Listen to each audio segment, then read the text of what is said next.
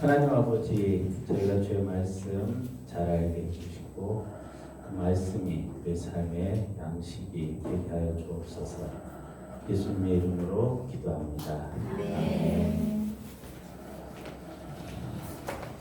자, 오늘은 우리 바울 서신을 마저 정리를 하고 다음 주가 이제 저희 마지막 시간입니다. 그래서 다음 주에 여러분들이 아마 다 잊어버리셨을 것 같은 여기 지명하고 전체된 것을 좀 정리하도록 하겠습니다. 그리고 한 가지 내년도 성경 공부를 위해서 조금 조정을 해야 될 것이 있는데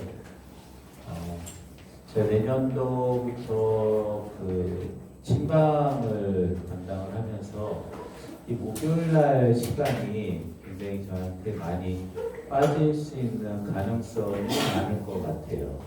왜냐하면 저희가 봄신방도 있고 이제 그렇게 되면 보통 그 목요일날하고 화요일날, 이번에 아마 그랬을 거예요. 화요일날, 목요일날 보통 신방을 거의 잡았을 거예요. 그래서 목요일날 같은 경우는 이제 신방이 많이 잡히는 그런 날이에요. 그래서 왜냐면 수요일날은 또 수요예배 저녁때 있고 금요일은 초라 있고 또 주로 준비가 있어서 또 이제 화요일하고 목요일을 많이 움직여서 시간을 좀 조정을 해야지 될 것 같아요. 그래서 제가 저녁 때 할까 이렇게 했다가 돌맞을 뻔해서 요일을 좀 바꿔서 좀 해야 되지 않을까 싶어서 수요일날, 내년부터는 수요일날 하도록 하겠습니다. 수요일날, 그래서 수요일날 시간은 동일하게 10시부터 12시까지 오전에 하는 거를 하고 만약 수요일날 같은 경우는 제가 이제 일정이 있고 그러면 10시부터 11시 30분 쉼 없이 그렇게 하는 걸 해서 좀 조절을 해서 내년도 일정을 진행하도록 하겠습니다. 자, 그렇게 하시고 내년도에도 혹시 시간이 되시는 분들은 그 시간을 좀 미리 알고 조절을 해주시면 되겠습니다. 그리고 말씀드렸던 것처럼 내년도에는 어쩌다가 예언서를 얘기를 해가지고 예언서를 하게 될 것 같은데 예언서를 어떤 식으로 할지 좀 고민 중이에요. 왜냐하면 예언서가 구약성경 같은 경우에 뭐 거의 반 정도 되거든요. 반 정도 되는데 제가 좀 계속 해보니까 3장씩 읽으면서 나가는 건 굉장히 부담스러워 하시는 것 같고 또 2장 정도 하게 되면 시간이 의외로 예언서는 하나 어떤 한 부분을 좀 자세하게 설명을 해서 다른 부분을 읽을 수 있도록 해줘야 되는 부분이기 때문에 그렇게 하면은 예언서 중에 선지서 중에 한 권밖에 하지 못하는 그런 경우도 있고 그렇다고 다 띄엄띄엄해가지고 하기도 좀 그럴 것 같고 어쨌든 그 문제를 좀 고민 중입니다. 어쨌든 내년도 예언서를 좀 전체적으로 좀 다 정리를 해드리도록 그렇게 하겠습니다. 자, 오늘 우리 혹시 지난번 이제 그 바울 서신을 좀 읽으면서 도대체 이해가 안 된다 하시는 부분들이 있으면 좀 질문을 좀 해보실래요? 이 부분 내가 잘 모르겠다.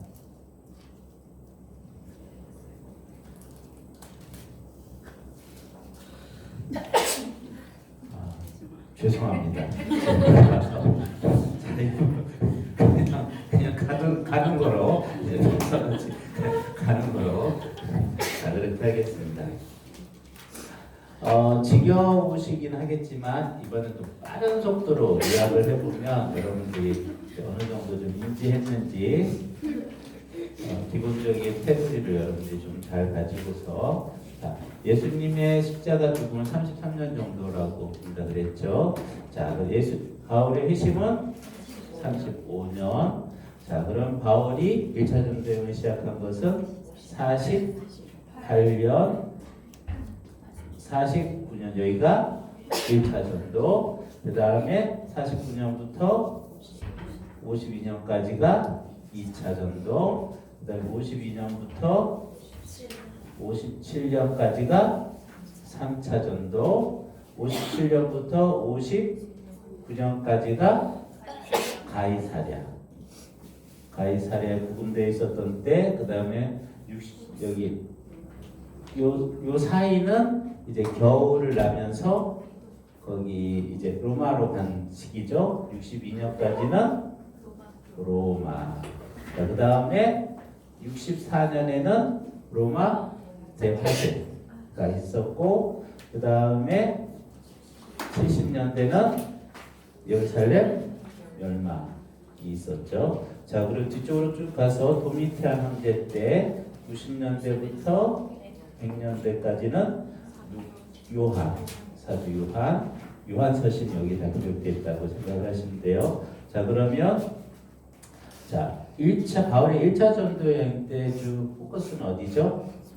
소아시아죠. 그죠? 소아시아 지역이고, 이때 1차 전도 여행 마치고 기록된 성경이 갈라디아서, 그리고 갈라디아서 기록 후에 있었던 사건을 보이는 것이 예루살렘 공의회, 그죠?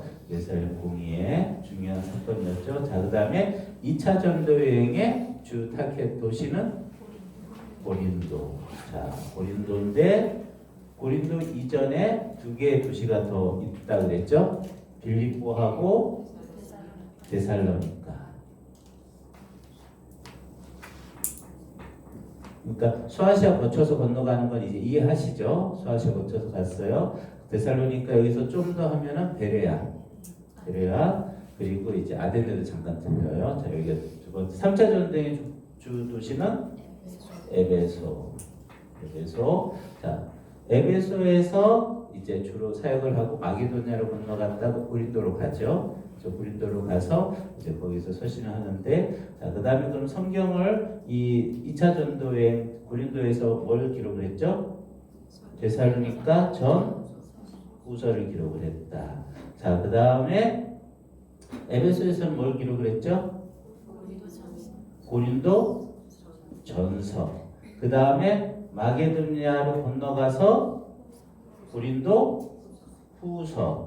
그 다음에 고린도에 도착을 해서는 로마서. 그죠?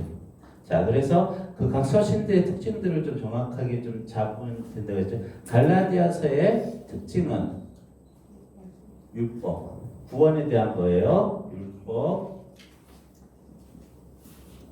구원 얻는데 율법을 지켜야 된다. 자, 그 다음에 데살로니가 전 후서의 특징은 고난이라고 이렇게 생각을 하시면 돼요. 왜 그랬죠? 데살로니가에 큰 박해가 있었다. 그래서 바울도 쫓겨나서 이제 도망가다시피 이제 쫓겨난 곳이 데살로니가예요. 그러니까 이제 데살로니가 전후서에는 고난과 종말, 그리고 그 종말로 인해서 이제 잘못 이해됐기 때문에 참 놀고 먹자, 이렇게 그런 이제 방탕함 때문에 거의 그 가르침이 있어요. 자, 그 다음에 자, 이제 고린도전서, 에베소에서 기록한 고린도전서는 저기 문제 종합 선물 세트다, 그렇게 생각을 하시면 돼요. 그래서 고린도전서에 여러 가지 문제들이 이제 그 다뤄지고 있어요. 자, 그 다음에 고린도후서는 이 고린도전서에서 이제 고린도교에 발생한 문제가 해결되지 않아서 이제 요 사이에 편지가 하나가 보통 하나 있다고 저희가 생각한다 그랬죠. 엄한 편지를 쓰고 그 편지를 디도가 가지고 갔다가 돌아오는 디도를 기다리다가 이제 만나서 고린도후서는 이제 기록을 하고 있어요. 그래서 고린도후서는 그것에 대한 기록이 있을 뿐만 아니라 그것에 대한 자신의 사역에 대한, 사도적인 사역에 대한 좀 더 개인적인 그런 같은 설명들이 많이 들어가 있어요. 그리고 여기에 더 하나 그 헌금 연보에 대한 문제. 자, 그 다음에 고린도에서 로마서를 쓸 때는 이제 여러분들이 잘 아듯이 로마는 바울이 한 번도 방문하지 못했던 도시여서 자기 자신을 소개하고, 그리고 로마를 거쳐 스페인으로 가려는 목적으로 로마서가 이제 기록이 되었다, 이렇게 보시면 돼요. 자, 그 다음에 가이사랴, 로마 둘 다 있는데 바울의 옥중 서신이 4권이 있다 그랬어요.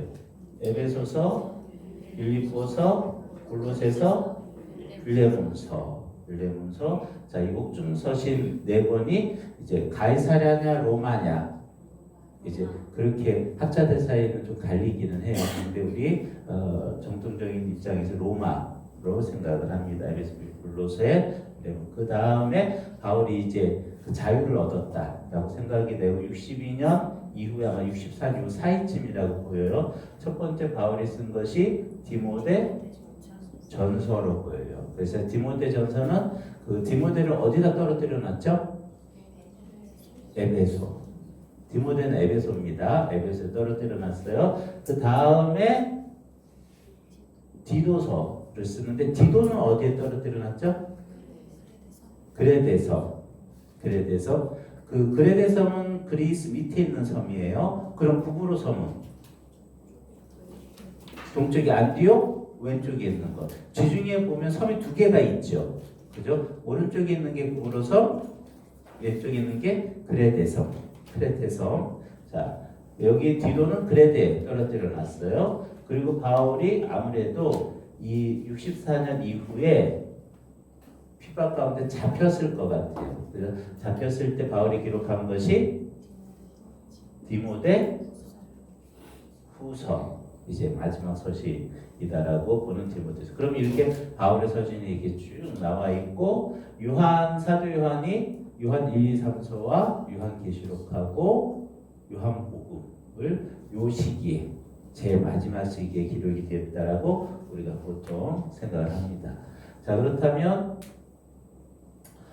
우리가 성경 중에서 또 뭐가 남아있냐면 마태, 마가, 누가 사도행전에 남아 있겠죠. 그렇죠?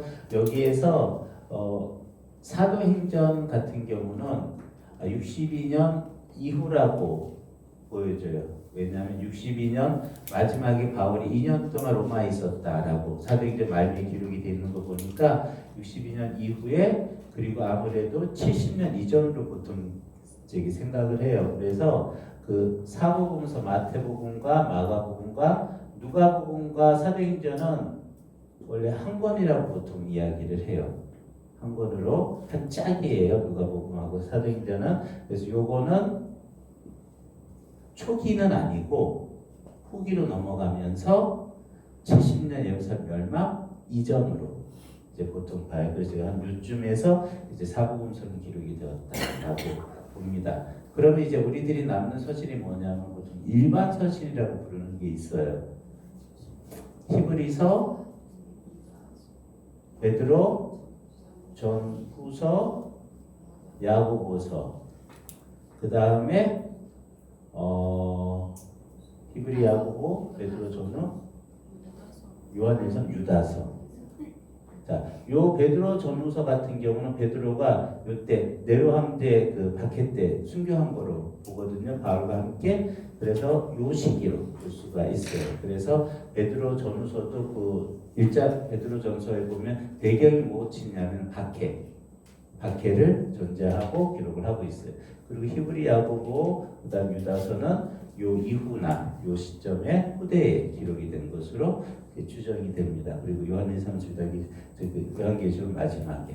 자, 이렇게 되면 신약 성경 전체 이제 기록된 거 그림이 그려지죠. 자, 요 기본적인 그림을 가지고 이제 여러분들이 신약 성경을 읽으시면 될 것 같아요.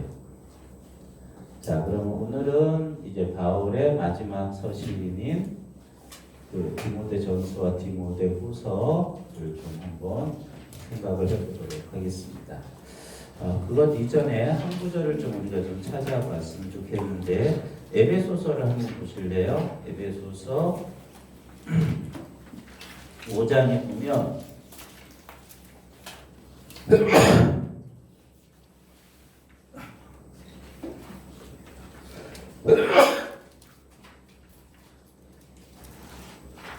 자, 에베소서 5장 32절을 좀 한번 보세요. 32절. 5장 32절을 한번 읽어볼까요? 이 비밀이 크도다. 나는 뭐가 막 들어오는 것 같아요. 자, 에베소서 5장 32절 여기 보면 이 비밀이 크도다 나는 그리스도와 교회에 대한 말하노라. 요 구절이 여기 잘 보면 지금 22절 죄송합니다.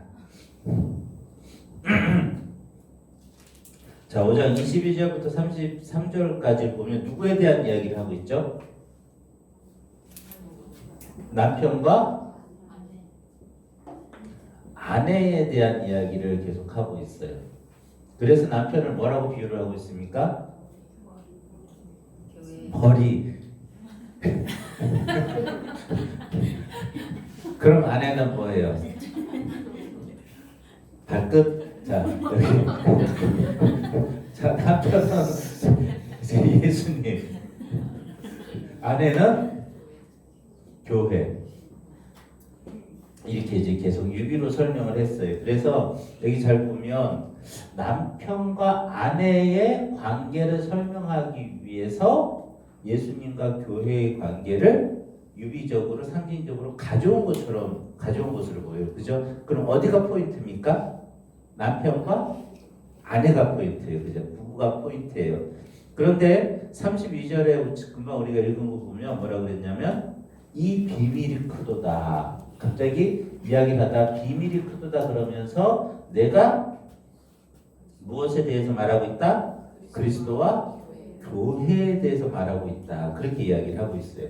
자, 그렇다면 이 구절을 이렇게 보게 되면 갑자기 부부관계를 이야기하다가 그리스도와 교회의 관계를 이야기를 해요. 그러면서 사실은 내가 그리스도와 교회에 대해서 이야기해. 그런데 이걸 뭐라고 설명해? 비밀이다. 그렇게 이야기를 해요. 비밀이다.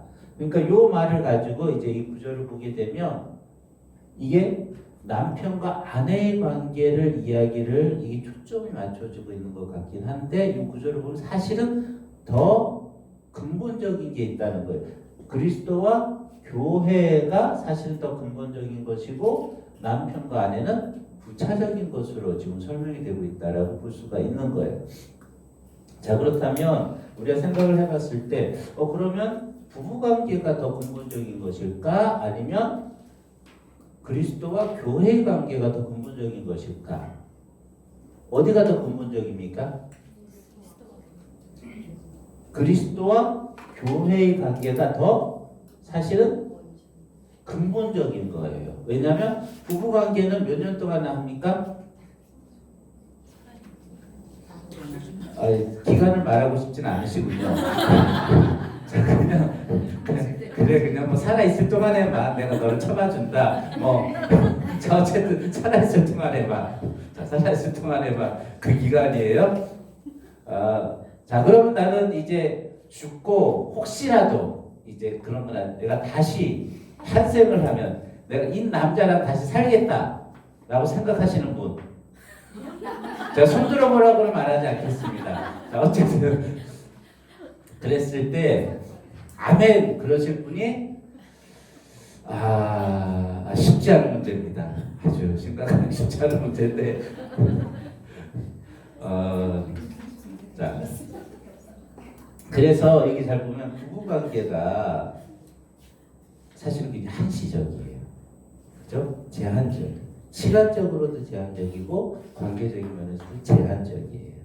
그런데 그리스도와 교회의 관계는 제한적이지 않고 영원해요. 영구적이에요. 그리고 부부의 관계는 성경에서 기본적인 관점이 뭐냐면 우리가 하나님 나라에 갔을 때 어떤 관계 형성을 할지는 잘 모르겠는데 예수님께서도 뭐라고 그랬냐면 요 관계를 가지고 이야기를 했었던 사람이 있었어요. 사두개인은 부활을 안 믿었잖아요. 그 사두개인이 뭘 가져왔냐면 7명의 형제가 있는데 아내가 1명 있었다. 근데 이 율법에 그런 거 있잖아요. 뭐냐면 형이 아들을 출산하지 못하고 죽으면 둘째가 형수를 취해서 자녀를 낳아요. 왜냐하면 형의 그 유산이 사라지지 않도록 하기 위해서 형의 족보가 사라지지 않도록 하기 위해서 그렇게 돼서 아들을 낳게 되면 그 아들이 둘째의 아들이 되는 게 아니라 죽은 형의 아들이 돼서 형의 유산을 물려받게 되는 거예요. 그래서 이제 둘째가 들어가거든요. 근데 이 집안은 아주 불행하게 자식을 낳지 못하고 첫째, 둘째, 셋째, 넷째, 다섯, 여섯째 다 죽었어요. 그래서 일곱째까지 가서 일곱째까지 죽고 난 다음에 이제 다 죽었단 말이에요. 근데 이제 부활을 했어요. 그러면은 부활을 했으면 그럼 도대체 누구의 아내가 되어서 살아야 됩니까? 이 일곱 명이 다 취했으니까 어떻게 보면 말이 되잖아요. 그죠? 그랬더니 예수님이 딱 한다는 말이 참 그때가 되면 너희들이 장가도 가지 않고 제주도 가지 않고 천사와 같이 이렇게 된다 그랬어요.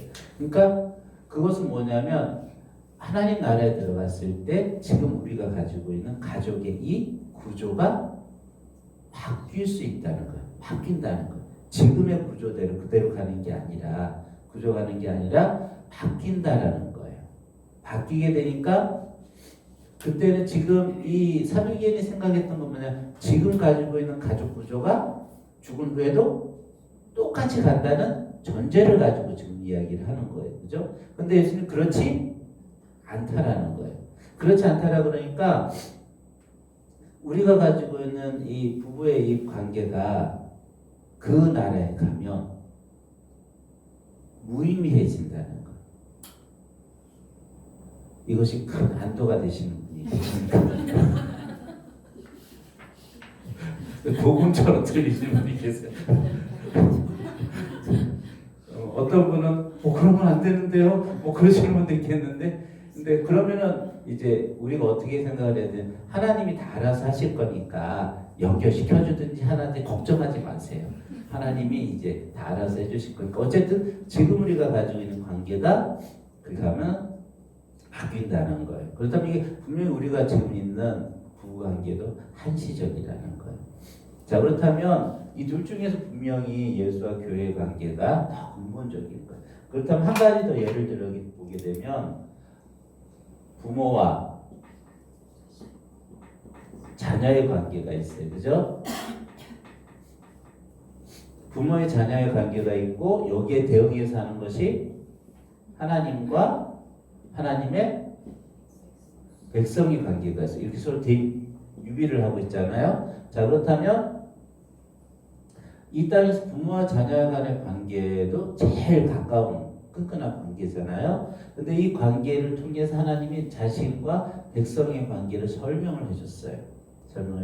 자, 그럼 이것하고 동일하게 자, 이 두 관계 중에 어떤 것이 더 근본적인 관계고 어떤 것이 좀 부가적으로 설명을 위해서 유비적 관점에서 사용이 된 관계이겠습니까? 이것도 분명히 하나님과 백성의 관계죠. 자, 그렇다면 이걸 가지고 우리가 볼 수 있는 건 뭐냐면 이 땅에서 있는 모든 것은 무엇에 대한 그림자의 역할을 하는 거냐면 우리가 장차 하나님과 맺게 될 관계에 대한 그림자예요. 그러니까 성경에서 본성이라고 본향이라고 이야기하는 진짜 우리가 형성하게 되는 관계, 진짜 우리가 머물게 되는 것은 이 땅이 아닌 거예요. 이 땅은 한시적인 거예요. 이 땅은 일시적인 것이고 이 땅의 그 일시성을 통해서 하나님이 무엇을 설명해 주기를 원하신 거냐면 하늘나라, 하나님과의 관계성을 설명해 주기를 원하신 거예요. 그래서 남편과 아내도 절대적인 것이 아니라 이 구절에서 보면 사실은 남편과 아내가 가지고 있는 서로에 대한 복종과 순종의 그리고 존중의 이 연합의 관계가 사실은 무엇을 보여주기 위한 메타포냐? 예수 그리스도와 우리가 한 몸이 되어서 완전하게 하나가 되어서 하나가 되는 것에 대한 그와 같은 것을 보여주기 위한 그림이라는 거예요. 그림이라는 거예요. 그렇다면 이 더 연장을 해서 부모와 자녀의 관계 속에 나타나는 이 사랑과 이 순종의 것도 사실은 무엇을 보여주기 위한 것이다? 창조주 하나님이 피조물인 우리를 사랑하시는 그 사랑의 깊이와 그 넓이를 보여주기 위한 상징적인 의미를 하나님께서 지금 사용하고 계시다라고 볼 수가 있는 거예요. 그렇다면 우리가 이 땅에서 경험하는 사실은 가장 소중하다고 생각하는 이 가정이라는 이 그림도 영구적인 영원한 의미가 있지는 않다는, 이것도 일시적이라는 거예요. 자, 그렇다면 이것이 우리들에게 이제 보여주는 것은 뭐냐면 이 땅에 있는 것에 우리가 마음을 두어서는 안 돼요. 이 땅에 마음을 둔다는 것은 무엇이냐면 이 땅을 영원한 우리의 본질적인 실체로, 우리가 본질적으로 거주해야 될 장소나 본질적으로 우리가 무엇인가를 이 관계 속에서 얻어야 될 것으로 생각하지 말아야 된다는 거예요. 이 땅은 일시적이고 상대적이고 순간 우리가 있을 수 있는 그와 같은 영역으로 우리가 치부를 해야 돼요. 그렇다면 우리가 가져야 될 영원한 소망은 어디냐면 하나님과의 영원한 연합. 이것이 우리의 영원한 목표가 되어야 돼요. 그래서 우리가 이 땅에 살아가면서 이게 무엇을 우선순위를 두고 무엇을 더 중요한 것으로 두고 덜 중요한 것으로 두느냐, 이것을 성경에서는 뭐라고 표현했냐, 예수님이 미워하고 사랑한다라고 표현했어요. 나를 따르는 자는 형제도 미워해야 돼요. 그죠? 부모도 미워해야 돼요. 그게 무슨 말이냐면 나를 따르는 자는 예수님만이 절대적인 가치를 가지고 있고 그 이외에 모든 것, 부모라 할지라도 형제라 할지라도 그 모든 것이 다 부차적인, 상대적으로 우선순위에서 밀리는 부차적인 같은 위치를 갖는다는 것을 받아들여야 되는 거예요. 이것이 깨지게 되면 우리가 그리스도인으로서 살아가는데 굉장히 심각한 지장을 갖게 돼요. 왜 그러냐면 이렇게 보게 되면 이 기독교는 이게 윤리적으로 아주 문제가 많은 종교구나 라고 생각이 될 수가 있어요. 어떻게 부모를 미워해? 형제를 미워해? 여기서 미워한다는 것은 두 번째 위치로 내리라는 의미예요. 그걸 막 미워하고 배척하고 그런 말이 아니라 예수님만을 첫 번째 위치로 올리라는 거예요. 그렇게 되면 이걸 잘못 오해를 하게 되면 이게 잘못된 방향으로 갈 수가 있어요. 근데 이렇게 하는 이유가 있어요. 뭐냐면 우리의 삶 속에, 우리 삶에 보면 이제 굉장히 복잡하게 삶의 여러 측면들이 있잖아요. 삶에 이제 여러 측면들이 있는데 삶의 여러 측면이 있어서 우리가 살아가는 사람들도 많이 다양하게 만나고 그리고 또한 이 많은 것들이 이렇게 있어요. 그리고 우리가 하는 일도 여러 가지가 있어요. 여러 가지가 있는데 이 모든 것들이 사실 우리는 사람이기 때문에 무질서하게 막 퍼진 상태에서 지낼 수가 없어요. 그래서 우리가 살아가다 보면 내가 더 중요하게 여기는 것도 있고 덜 중요하게 여기는 것이 있어요. 그것이 이제 잘 배열되도록 질서를 좀 잡도록 해야지 이 모든 것에 다 중요한 강조점을 둬서는 사람들이 못 살아요. 그죠? 그래서 여러분들이 하는 모든 일들 중에 분명히 우선순위가 있을 거예요. 1번, 2번, 3번, 4번. 쭉 번호가 있을 거란 말이에요. 1번 자녀, 2번 강아지, 3번 남편. 먹을 게 같았는데 자, 어떤 사람은 3번 측에도 못 든다는데 어쨌든 우리가 살아가다 보면 이렇게 순서가 있어요.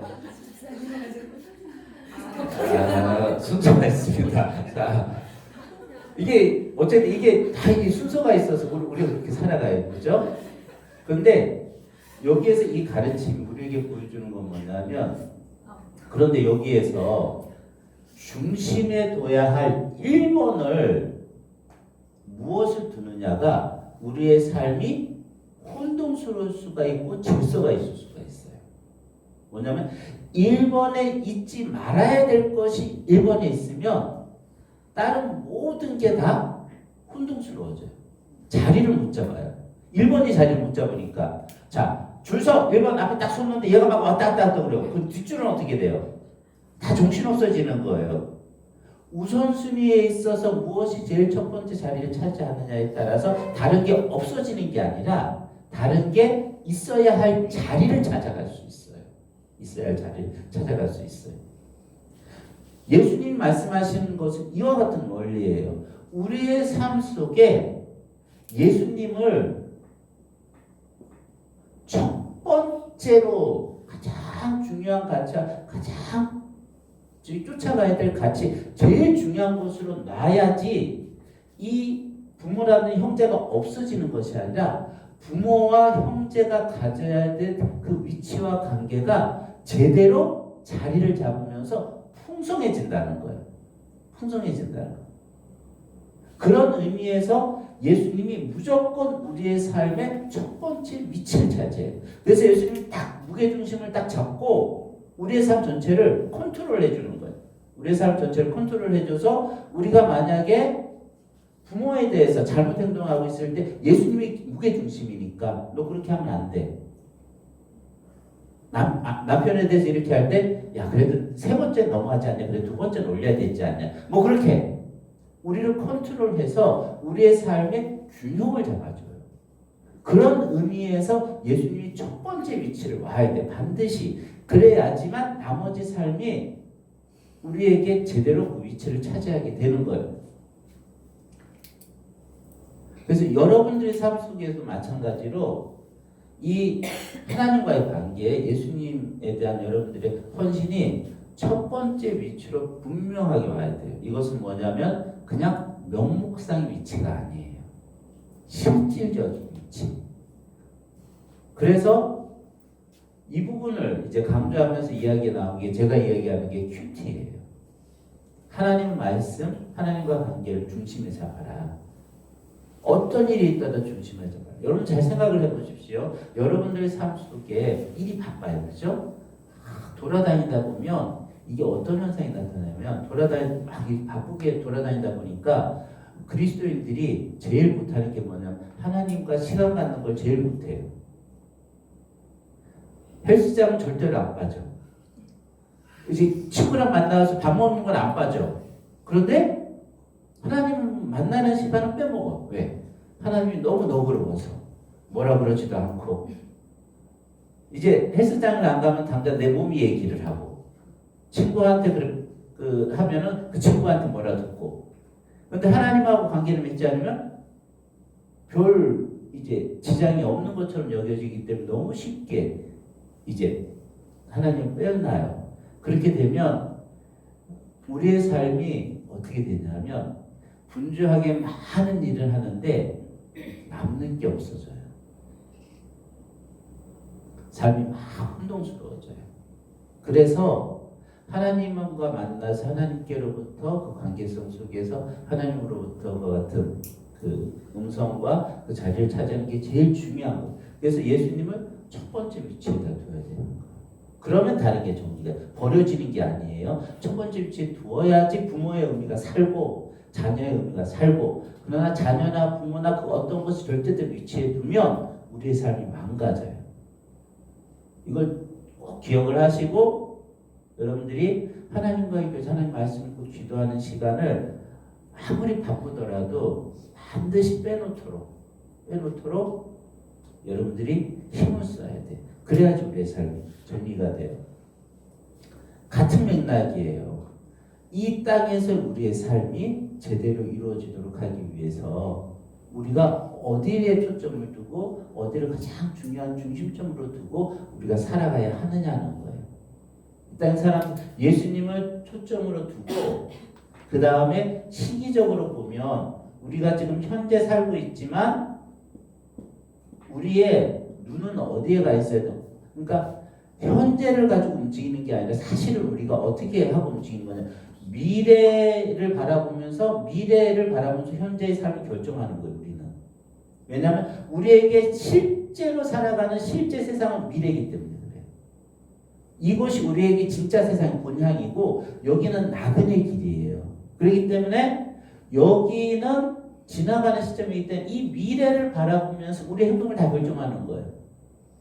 이 시간 속에서 우리가 지금 무엇을 해야 될까? 이 시간 속에서 우리가 어떻게 해야 될까? 어떤 위치? 그래야지 현재가 잡혀요. 우리가 왜 삶의 목적과 방향을 잃어버리는지 아세요? 우리에게 미래가 없어서 그래요. 청소년들이 왜 이제 방황하고 그리고 왜 삶의 의미를 갖지 못하느냐? 그 아이들에게는 지금 현재가 모든 거예요. 모든 거니까 어디로 가야 될지 미래를 알 수가 없는 거예요. 그러니까 혼동스러운 거예요. 미래를 알게 되면 제가 보니까 이 방향성이 생겨요. 목적의식을 갖게 되더라고요. 그래서 청소년 때 하나님을 만난 애들은 삶의 목적이 뚜렷해요. 그래서 걔네들은 뭐 허무하다 죽고 싶다 그런 생각 안 해요. 내가 어떻게 살아야 될까? 내가 무엇을 해야 될까? 그 길이 분명히 나오더라고 애들이. 그런데 교회를 다녀도 하나님 만나지 못한 애들은 삶에 의미가 없어요. 왜 살아야 되는지 몰라요. 좀 더 이제 생각이 많은 애들은 굉장히 심각하게 들어가요. 왜 살아야 되지? 내가 이러고 듣고 살아야 돼? 뭐 그런 이제 고민이 나거든요. 현재를 기점으로 해가지고 삶을 살아가면 사람들에게 닥치는 그 답은 허무함밖에 없어요. 우리 그리스도인이 미래를 가지고 여기를 측정해야 돼요. 그래서 여러분들이 하나님이 우리에게 주시겠다고 가장 중요한 게 이거예요. 하나님과 우리 관계. 우리가 미래의 하나님 나라에 들어가서 누리는 것. 여기에 관점에서 현재는 일시적이라고 해서 절대로 지금 여러분들이 갖고 있는 건 그 무엇이라 할지라도 절대화시키면 안 돼요. 사람도 절대화시켜도 안 되고 부모와의 관계도 절대화시켜도 안 되고 자녀도 절대화시키면 안 돼요. 그래서 지금 우리가 가지고 있는 모든 것을 다 상대화시켜야 돼요. 그래야지 우리가 자유를 얻어요. 자유를 얻고 그렇게 자유를 얻어야지 우리의 삶이 이게 자리를 잡고 균형을 잡게 돼요. 그러니까 에베소서에서 지금 부부 관계를 이야기하면서 뜬금없이 갑자기 이 비밀이다. 그리스도와 교회의 관계를 이야기한다. 그러니까 우리가 이 땅에 있는 모든 것은 하나님 나라에 대한 그림자. 우리가 이 땅에서 하는 모든 관계는 무엇에 대한 그림자? 하나님과 우리가 관계된 그 완전한 사랑의 일치. 그것을 가시적으로 우리에게 보여주고 알려주는 역할을 하는 그와 같은 상징이라는 것. 그렇게 생각을 하시면 됩니다. 힘들더라도 소망을 가지시기 바랍니다.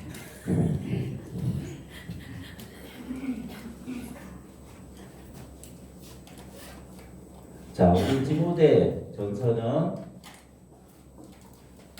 바울이 이제 디모데에게 자신의 그 제자인 디모데에게 목회자로서 어떻게 해야 될지, 그 교회 운영을 어떻게 해야 될지 그 부분을 이제 알려주고 있는 그런 부분입니다. 자, 거기 보면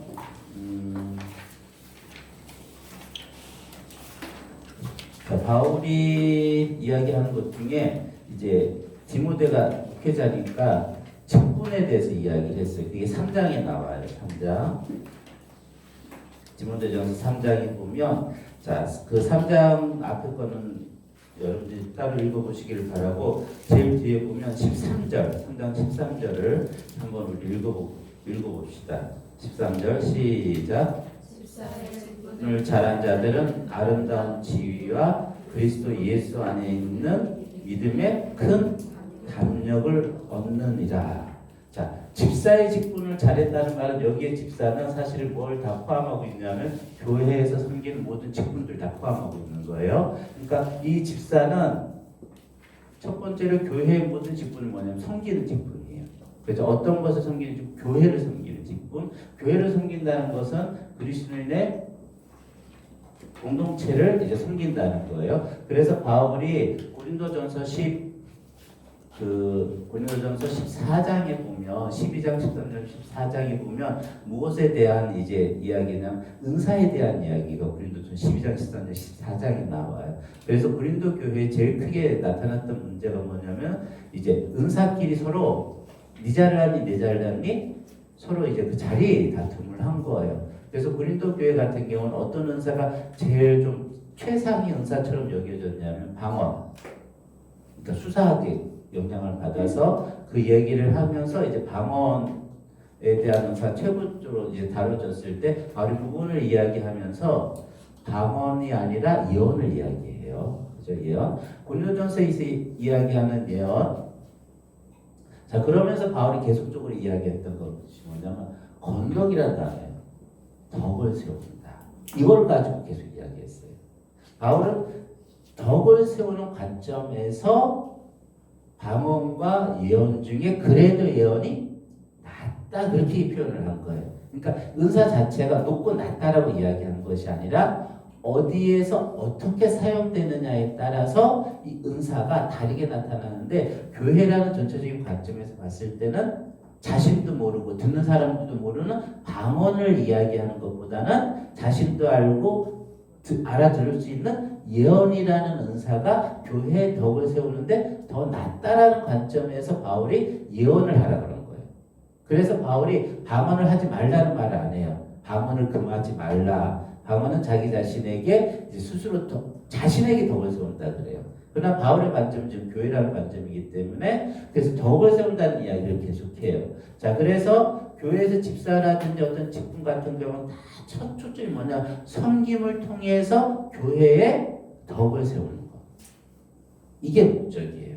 그래서 이 덕을 세우는 입장이기 때문에 바울이 하는 말이 뭐냐? 모든 것이 가지만 모든 것이 덕을 세우는 것은 아니라 모든 것이 다 이제 그런 유익을 주는 것은 아니라고 이야기한단 말이에요. 그러니까 우리가 교회에 사는 이 집사라든지 우리가 섬김을 했을 때 모든 것이 다 가하고 내가 봤을 때 다 분명히 괜찮은 것 같아요. 그리고 그냥 이제 일반적으로 얘기했을 때 그런데 특수한 상황 가운데 들어갔을 때 교회의 덕이 되지 않는 것.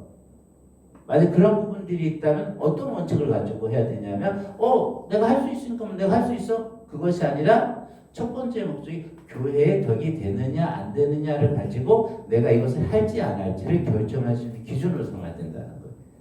그러니까 교회라는 부분의 덕을 그래서 그런 부분이 우리가 이제 고린도전서에도 나오고 로마서에도 나온 문제가 그 고기 먹는 문제잖아요.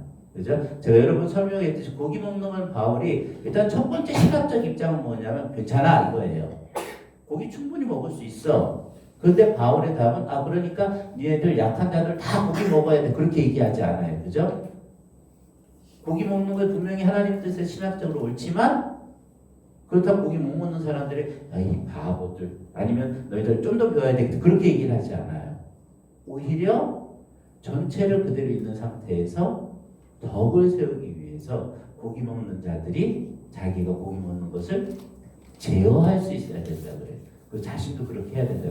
목적이 뭐야?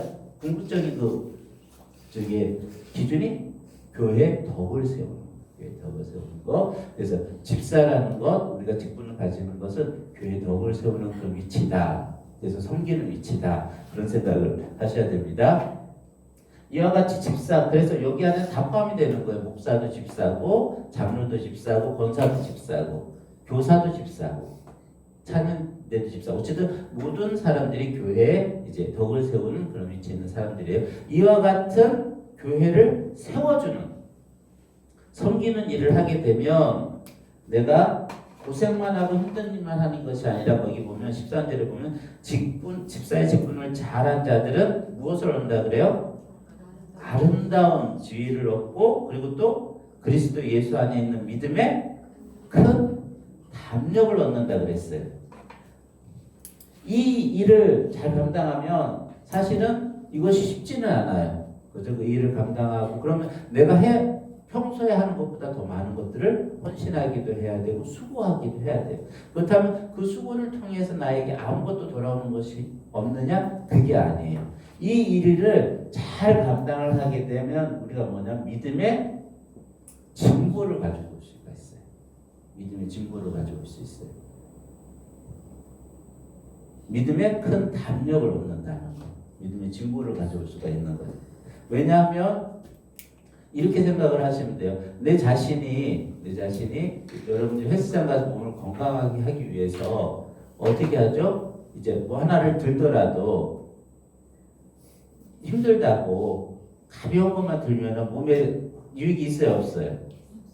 없죠. 어떻게 자기가 좀 버겁다라고 생각되는 것을 들어줘야지 그것을 감당하기 위해서 힘을 쓰게 되고 그 힘을 쓰다 보니까 그 근력이 강해지는 거잖아요. 그죠? 그래서 내가 편하게 할 수 있는 정도의 일만 해서는 이 몸이 더 강해지질 않아요. 마찬가지로 우리가 영적으로 성장함에 있어서도 영적으로 믿음의 이 길을 성장함에 있어서도 우리에게 내가 하고 싶은 일, 내가 편한 일만을 하게 되면 우리가 성장하지 못해요.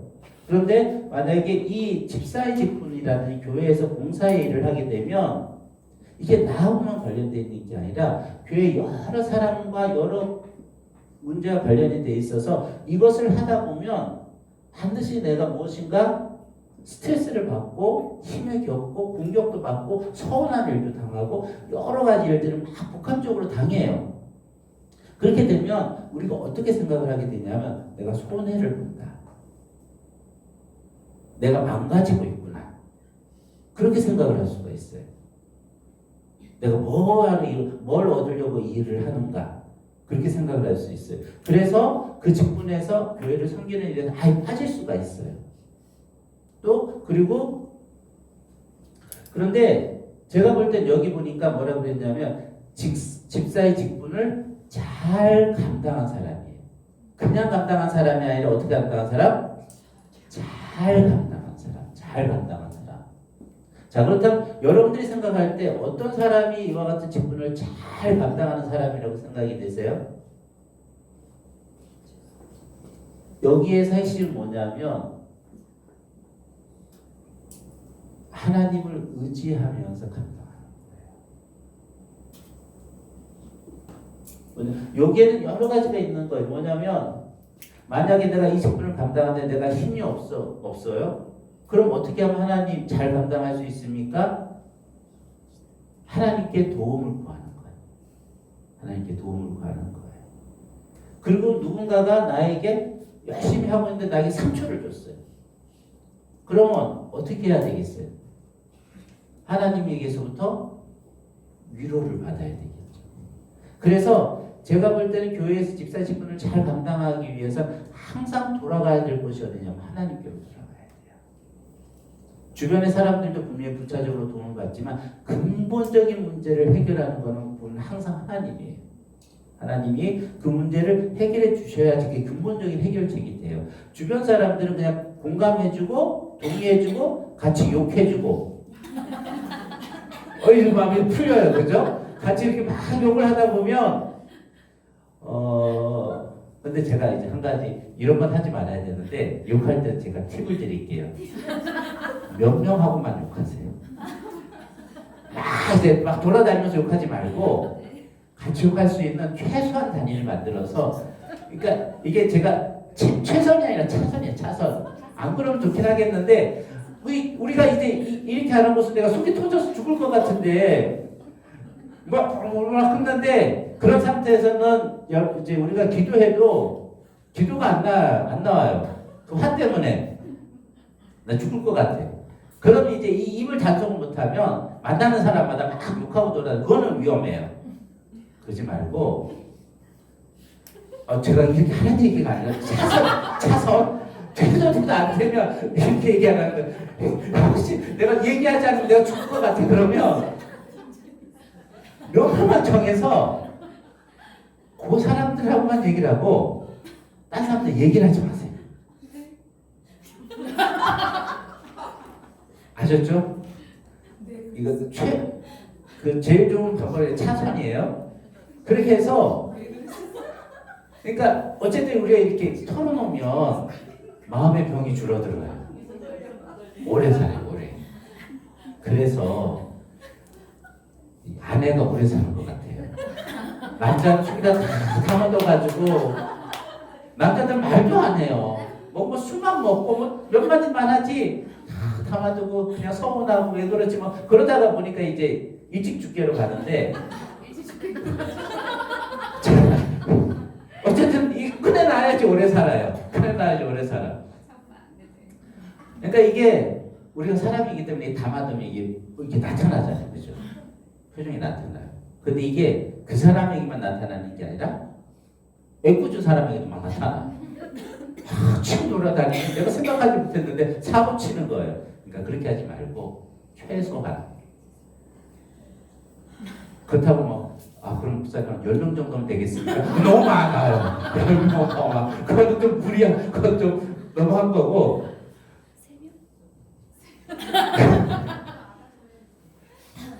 최소한 그러니까 이게 뭐냐면 제가 생각을 해보니까 어떻게 보면 얘기를 안 할 수는 없는데, 그러니까 이게 뭐냐면 그 사람을 비방하거나 막 그렇게 하려는 것이 아니라 죄를 가지고 있는 우리가 차선책으로 그것을 풀어낼 수 있는 방법을 찾는 거예요.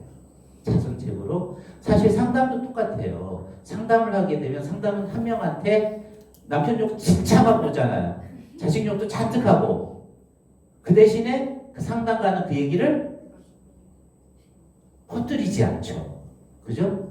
그렇게 되니까 나는 풀어놨어. 그렇게 되니까 풀어놓으니까 그나마 위안을 받고 또다시 관계를 형성할 수가 있는 거예요. 어떻게 보면 그런 의미에서 최소한으로 하라는 거예요. 그렇지만 그렇게 해도 우리가 이제 가지게 되는 게 뭐냐, 문제 해결은 아니에요. 그죠? 내 감정을 그냥 풀어놔서 잠시 불을 지연시킨 것밖에 안 돼요. 그러나 그게 마음속에 남아있단 말이에요. 그래서 이 문제를 해결하기 위해서 사실은 근본적으로 누구에게로 이 문제를 가지고 갈 수밖에 없는 하나님께로 가져갈 수밖에 없어요. 그래서 하나님께로 가져가서 두 가지로 하나님의 말씀을 계속 들어야 되고, 그리고 또한 하나님께 계속 우리가 기도해야 돼요. 그래서 이 두 가지를 가지고 계속 씨름을 하는 거예요. 막 고민이 생기고 막 그렇게 되면 여러분들 다른 사람한테 나눌 때도 한 번이나 두 번 정도만 나누고, 그 차선도 많이 쓰지 마세요. 한 번, 두 번 정도면 좋게요. 왜냐면 그 다음에 가면 이게 효과가 급격하게 떨어져서 비난의 무리들이 돼버려요. 그러니까 한두 번 이렇게 딱 하고 풀고 그 다음에 이제 어쨌든 내가 그 화가 이제 풀어졌으니까 좀 그 위기가 지나갔잖아요. 그럼 그 다음에 그 문제를 가지고 하나님께로 가서 하나님 안에서 씨름을 해야 되는 거예요. 그래서 하나님 앞에 가서 이런 문제가 있다고 토로하고, 하나님 어떻게 하면 좋습니까? 도움을 주십시오. 그리고 성경 말씀 보고 그 말씀을 듣고 그러면서 그 다음에 답을 찾아야 돼요. 그래서 그 시간이 지나면 하나님이 해결을 해줘요. 왜냐하면 우리가, 여러분들이 꼭 기억해야 될 게, 우리 속에는 성령이 계시다는 사실을 믿어야 돼요. 내가 하는 게 아니라 성령이 도와줘. 우리가 도움의 손길을 구하면 성령이 우리 마음을 도와주는데, 성령이 우리를 도와주는 방식은 옆에 있는 친구가 도와주는 것하고 달라요. 친구는 들어줄 수만 있어요. 근데 성령이 도와줄 때는 그 근본적인 마음가짐을 싹 바꿔버려요. 감정 자체를 싹 뒤바꿔버려요. 그래서 내가 언제 그랬지 하는 식으로 나를 바꿔놓는 거예요. 그래서 성령의 도움을 통해서 일을 감당하다 보면 일이 힘들 수도 있고 버거울 수도 있고, 그 예상하지 못한 공격을 받아가지고 내가 상처를 받을 수도 있고 실수를 할 수도 있고, 많은 일들에 직면을 한단 말이에요. 많은 일들에 직면을 할 때 보통 보면 자기 혼자 끙끙거려요. 아니면 동네방네 막 얘기를 하고 다녀요. 그러면 이게 문제 해결책이 안 돼요. 이런 문제 해결책이 이런 식으로 집사의 직분을 감당을 하게 되면, 지금 바울이 이야기한 집사의 직분을 잘 감당했을 때 아름다운 지위와 그다음 믿음의 담력을 얻을 것이라고 기대하지 마셔야 돼요. 잘 감당을 해야지 이걸 얻어요. 잘못 감당을 하게 되면 이런 걸 얻는 게 아니라 교회의 분란을 만들고 자기도 망가지고 교회도 망가지고 상처를 입게 돼요. 그러니까 어떻게 감당을 하느냐가 중요하거든요. 잘 감당하기 위해서는 결국 하나님과 성령님께 의지하는 수밖에 없어요. 의지해서 말씀과 기도를 하게 되면, 이게 뭐냐면 우리에게, 우리가 헬스장 가서 몸을 단련하듯이 똑같아요. 버거운 거예요. 내가 교회에서 이 직분을 맡지 않았으면 전혀 나에게 다가오지 않을 스트레스가 교회에서 여기에 있기 때문에 스트레스가 막 오는 거예요. 그러다 보면 내가 왜 이 짓을 하고 있지? 안 하면 내 삶은 너무 평안한 거예요. 그렇다고 교회가 뭐 돈을 줘, 그렇다고 뭐 나한테 뭐 수고했다고 뭐 그런 걸 줘, 안 준단 말이에요. 에이구, 그래, 내가 교회에서 뭐 이러지 말고 그냥 나는 조용히 주님만 바라보면서 난 다니겠습니다. 그럼 사람이 착각하는 게 있어요. 그게 뭐냐면, 내가 다른 사람들과 관계를 접은 상태에서 주님만 바라보면서 다니면 내가 영양분을 잘 받으니까 그 대신에 외부에서 공격이나 스트레스를 받지 않으니까 내가 막 쑥쑥쑥쑥 클 것 같죠? 안 커요. 우리는 외부에서 이와 같은 자극과 스트레스를 받으면서 이것을 내가 어떻게 감당하느냐에 의해서 그것을 어떻게 참아내고 내가 그것을 감당하면서 우리가 성장하게 되는 거예요. 성장하게 돼요. 내가 할 수 있는 일만 하면 내가 성장하지 않아요. 근데 하나님이 우리들을 향하여 가진 아주 분명한 뚜렷한 뜻은 거룩이에요. 거룩이라는 것은 성장이라고 이야기할 수 있어요. 성장이라 그러면 뭐 다르게 성장이 아니에요. 뭐냐면 사람들 관계 속에서 성장하는 거예요. 그 사람을 더 사랑할 수 있게 되고 그 사람이 험한 말을 해도 더 잘 이해할 수 있게 되고 그 사람들 더 용납할 수 있게 되고 더 관계를 잘 맺는 게 이게 거룩이에요. 이게 우리가 거룩을 뭐 막 둥그름 잡듯이 생각을 하는데 그거는 거룩이 아니고 거룩은 실질적으로 나타나는 우리의 관계성 속에서 그래서 내가 거룩한지 거룩하지 않은지는 뭘 보면 나타나는 거냐면 내가 저 사람한테 어떻게 얘기를 하는 겁니까? 어떤 식으로 그 사람과 관계를 맺고 그 사람의 행동에 대해서 내가 어떻게 반응하고 있는가 그런 걸 통해서 내 거룩이 나타나지 내가 이제 앉아있는데 내가 막 천사가 될 것 같아 그런 느낌을 내가 대단해 뭐 그게 아니에요. 관계성 속에서 거룩은 나타나는 거예요. 그럼 그것은 어디서밖에 배울 수 없냐면 관계성 속에서밖에 배울 수가 없어요. 사람들하고 부딪히지 않으면 성경에서 이야기하는 관계성 속에서 거룩과 성숙은 절대로 안 나타납니다. 절대로 안 나타나요. 그럼 거기에서 배워요. 거기서. 그래서 하나님을 가지고 씨름을 하면 내가 죽을 것 같고 내가 안 될 것 같고 힘이 든 것 같은데 하나님이 우리를 하게 해요. 그러면 나도 모르게 내가 믿음의 한 단계가 올라가는 거예요. 나도 모르게 믿음의 또 한 단계가 올라가게 되는 거예요. 그래서 직분을 잘 감당하게 되면 그럼으로 인해서 우리가 가지게 된 아름다운 모습들 그리고 우리가 하나님에 대한 더 큰 신뢰와 믿음이 생기는 거예요. 그래서 우리가 주님 앞에 더 나아가게 돼요. 그래서 저는 여러분들이 직분을 이제 감당을 할 때 잘 감당했으면 좋겠어요. 잘못 감당하면 자신이 망가집니다. 잘 감당을 해서 이처럼 믿음의 담력을 얻고 더 분명히 이와 같은 유익함이 있어요. 저는 그 직분 중에서도 여러분들에게 권하고 싶다 그러면 이 직분이 여러분들한테 맡겨질 때는 거부하지 말았으면 좋겠다는 직분이 뭐냐면 사람을 섬기는 리더의 자리는 여러분들이 절대로 거부하지 마세요.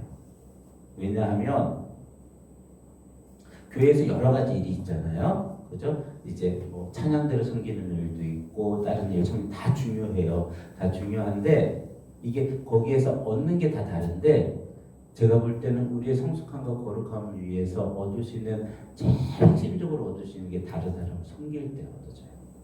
리더로서 그 속으로 번들을 참아주고 위에서 기도해주고 그들을 돌봐주는 어차피 우리의 모든 건 관계성 속에서 나타나는 거예요. 그 관계성을 가장 현실적으로 만나서 부딪히면서 배울 수 있는 게 그룹 안에서의 리더예요. 리더가 그 일을 하게 되면 제일 힘든 게 또 그거예요. 이 직업 중에 제일 힘든 게 사람 상대하는 게 제일 힘들잖아요. 그죠? 그것을 감당을 하게 되면 우리가 진짜 성숙해져요. 아이를 키우는 엄마가 성숙해지듯이 다른 성도를 섬기게 되면 자기가 성숙해져요. 그래서 여러분들에게 어떤 다른 구역이나 소그룹이나 누군가를 섬길 수 있는 그 어떤 것과 같은 자리가 여러분들에게 요청이 되면 저는 제 생각으로 여러분들이 그거는 거부하지 않았으면 좋겠어요. 그게 제일 좋은 자리예요. 제가 볼 때는 제일 좋은 거예요. 제일 좋은 거. 제일 많이 얻을 수 있는 거예요.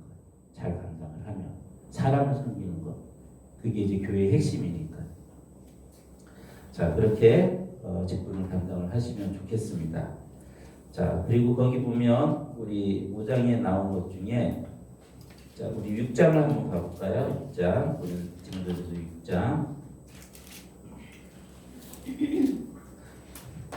자, 6절을 한번 볼까요? 6절을 보면 자, 같이 읽어봅시다. 그러나 자족하는 마음이 있으면 경건은 큰 이익이 되느니라. 우리가 세상에 아무것도 가지고 온 것이 없으면 또한 아무것도 가지고 가지 못하리니 우리가 먹을 것과 입을 것이 있은즉 족한 줄로 알 것이니라. 자, 이것도 어떻게 보면 아까 얘기했던 어디에 이제 초점을 두고 있는 거예요? 그 나라에 초점을 두고 이 나라를 상주화시키는 거예요. 그래서 여기서 무엇을 할 때 자족합니까? 내가 먹을 것, 입을 것이 있은즉 어떤 줄로 알라? 족한 줄로 알라. 그러니까 우리가 가지고 있는 것에 너무 많이 그것을 내가 꼭 가져야지만 내가 행복할 수 있다라는 생각을 버려야 돼요. 내가 먹고 마시고 있을 수 있는 이것 자체로 충분하다라고 생각하는 족한 마음이 있어야지 이제 그것이 우리 그리스도인이 가지고 있는 가장 기본적인 관점이에요. 가장 기본적인 관점. 왜냐하면 먹고 마시고 여기에 매이고 이것을 우선순위 첫 번째 자리로 두게 되면 다른 게 다 꼬여요. 자리를 잃어버려요. 자리를 잃어버리고 내가 가야 방향을 잃어버려요. 이것은 어떻게 그러면 그럼 목사님 먹고 마시는 거 그냥 풀떼기만 먹고 그냥 딱 그렇게 살아야 됩니까? 그때는 여러분들이 전도서를 기억을 하시는데요. 전도서에 뭐라 그랬냐면 너에게 주어진 것 하나님의 선물 말고 즐기라 그랬어요.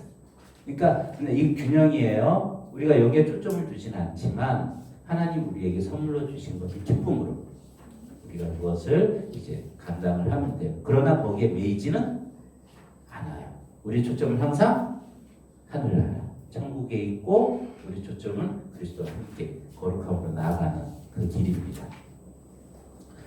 자, 우리 잠깐 5분 동안 쉬었다가 하겠습니다. 자, 우리 이번에는 디모데후서의 구절을 좀 같이 보도록 하죠.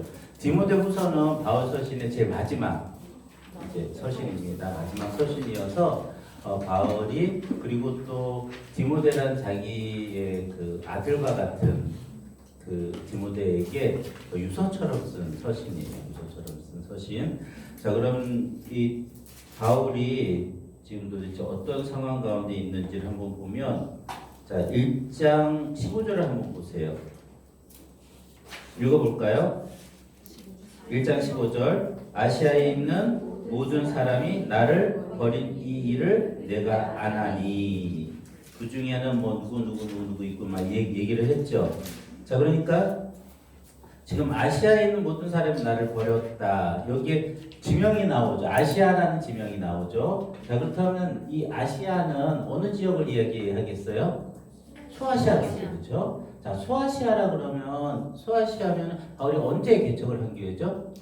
1차 교죠. 1차 때 개척을 한 교회. 1차 때 그러면은 그 안디옥, 이고니온, 루스드라, 더베 이렇게 요쪽 지역이에요. 그리고 또 이제 성경을 여기에도 보낸 적이 있죠. 어떤 서신? 갈라디아서. 그렇죠. 갈라디아서. 그리고 이 소아시아에도 그럼 뭐가 포함이 되면 에베소도 포함이 돼요. 그죠? 에베소도 포함이 되고, 자, 어쨌든 이 소아시아 지역에 있는 사람들이 누가 버렸다? 모든 사람이. 자, 그렇다면 여기에서 이 소아시아는 바울이 1차 전도행 때 여행을 했으니까 한 번밖에 안 갔나요? 아니에요. 바울이 전도여행을 갈 때마다 맨날 고쳐갔던 곳이에요. 그죠? 그리고 이 디모데 같은 경우도 소아시아에서 저기 제자를 삼은 거예요. 루스드라 더베 지역에서. 그러니까 이 소아시아는 성경에 1차 때만 2차 때만 이제 개척한 거로 나오지만 사실은 바울의 전도의 전체를 거쳐서 계속 갈 때마다 들렸던 굉장히 바울이 힘을 쓰고 관심을 갖고 돌봤던 그 이제 교회란 말이에요. 그런데 이 소아시아에 있는 어떤 사람들이 모든 사람. 그러면 소아시아에 있는 100명의 사람이 다 바울을 버렸다는 그런 표현일까요? 일단 소아시아에 있는 전체적으로 이제 많은 사람들이 그렇게 했겠죠. 근데 이건 어떻게 보면 무엇을 표현해 주는 거냐? 바울의 자신의 감정 상태. 자신. 여러분들도 어떻게 생각하십니까? 여러분들이 믿었던 그 자녀가 여러분들을 배신하면 세상이 여러분을 다 버린 것 같죠? 바울이 지금 어느 상황이에요? 자기 자신이 이제 그 마지막 상황에 놓여 있어서 바울이 가지고 있는 감정이 자기가 진짜 그렇게 초기 교회 개척부터 힘을 썼던 아시아에 있는 모든 사람이 나를 버려서 자기 옆엔 없는 거예요. 그와 같은 마음에 큰 상실감과 아픔을 가지고 있는 거예요. 자신 생명 바쳐서 그렇게 헌신했던 그와 같은 대상이 지금 이제 자기 자신을 버렸다고 고백할 정도로 굉장히 이제 힘든 상황인 거예요. 그렇다면 바울이 육체적으로는 어떤 상황이었을까? 자, 거기 보면 요것하고 똑같은 말을 또 어떻게 되냐면 16절 한번 보실래요? 4장 16절. 4장 16절. 자, 한번 읽어봅시다. 4장 16절 시작. 내가 처음 변명할 때에 나와 함께한 자가 하나도 없고 다 나를 버렸으나 그들에게 허물을 돌리지 않기를 원하노라. 자, 여기서 변명한다는 건 뭐겠어요? 자기 자신 죄에 대한 변론이겠죠. 그때 바울 편에서 바울을 지지해 준 사람이 아무도 없었던 거예요. 지금 이 상황이 아주 위험한 상황인 거예요. 그러니까 64년도에 이제 로마 대화재가 있고 네로가 68년에 죽었으니까, 그리고 69년대 이제 베스파시아누스가 황제가 되면서 좀 안정화됐거든요. 그러니까 아마 요 시기로 보여요. 요 시기면 네로가 거의 미쳐서 날뛰던 시기. 미쳐서 날뛰던 시기예요. 이때 우리가 이제 고난을 받을 때 일어났었던 일이라는 것이 이때 막 시작이 된 거예요. 그래서 그때 문서에 보면은 그때 이제 글들에 보면 어떤 표현도 나오냐면은 그 정원 있잖아요. 정원 옆에 이제 불이 필요하잖아요. 그 등이 필요하잖아요.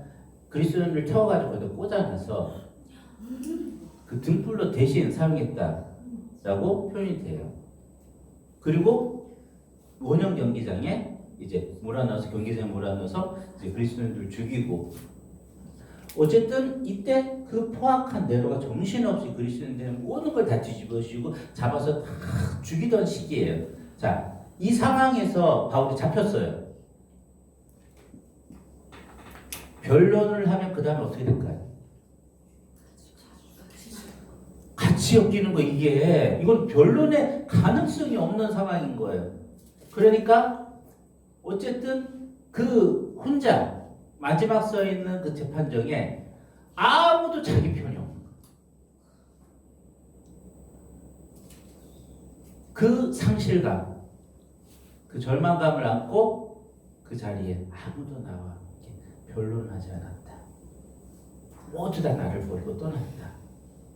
그런데 바울은 뭐라 그러냐면 그들에게 허물을 돌리지 않기를 원하노라.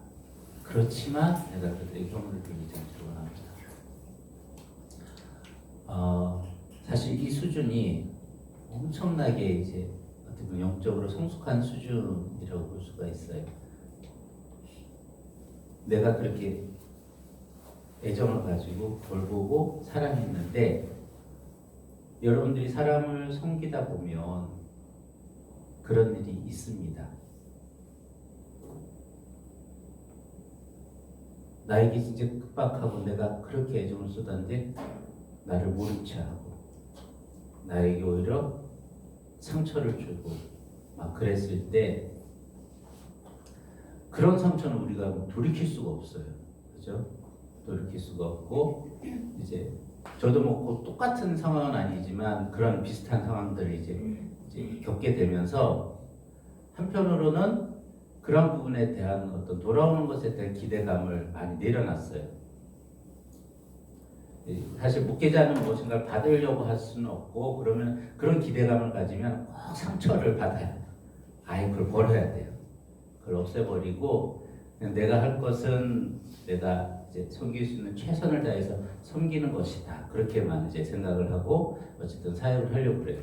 근데 우리가 사람을 섬기다 보면 이런 일이 꼭 있어요. 이런 일이 없겠거니 그런 생각을 하면 오히려 더 상처를 있을 수밖에 없어요. 내 가슴에 비수를 꽂고 가버려요.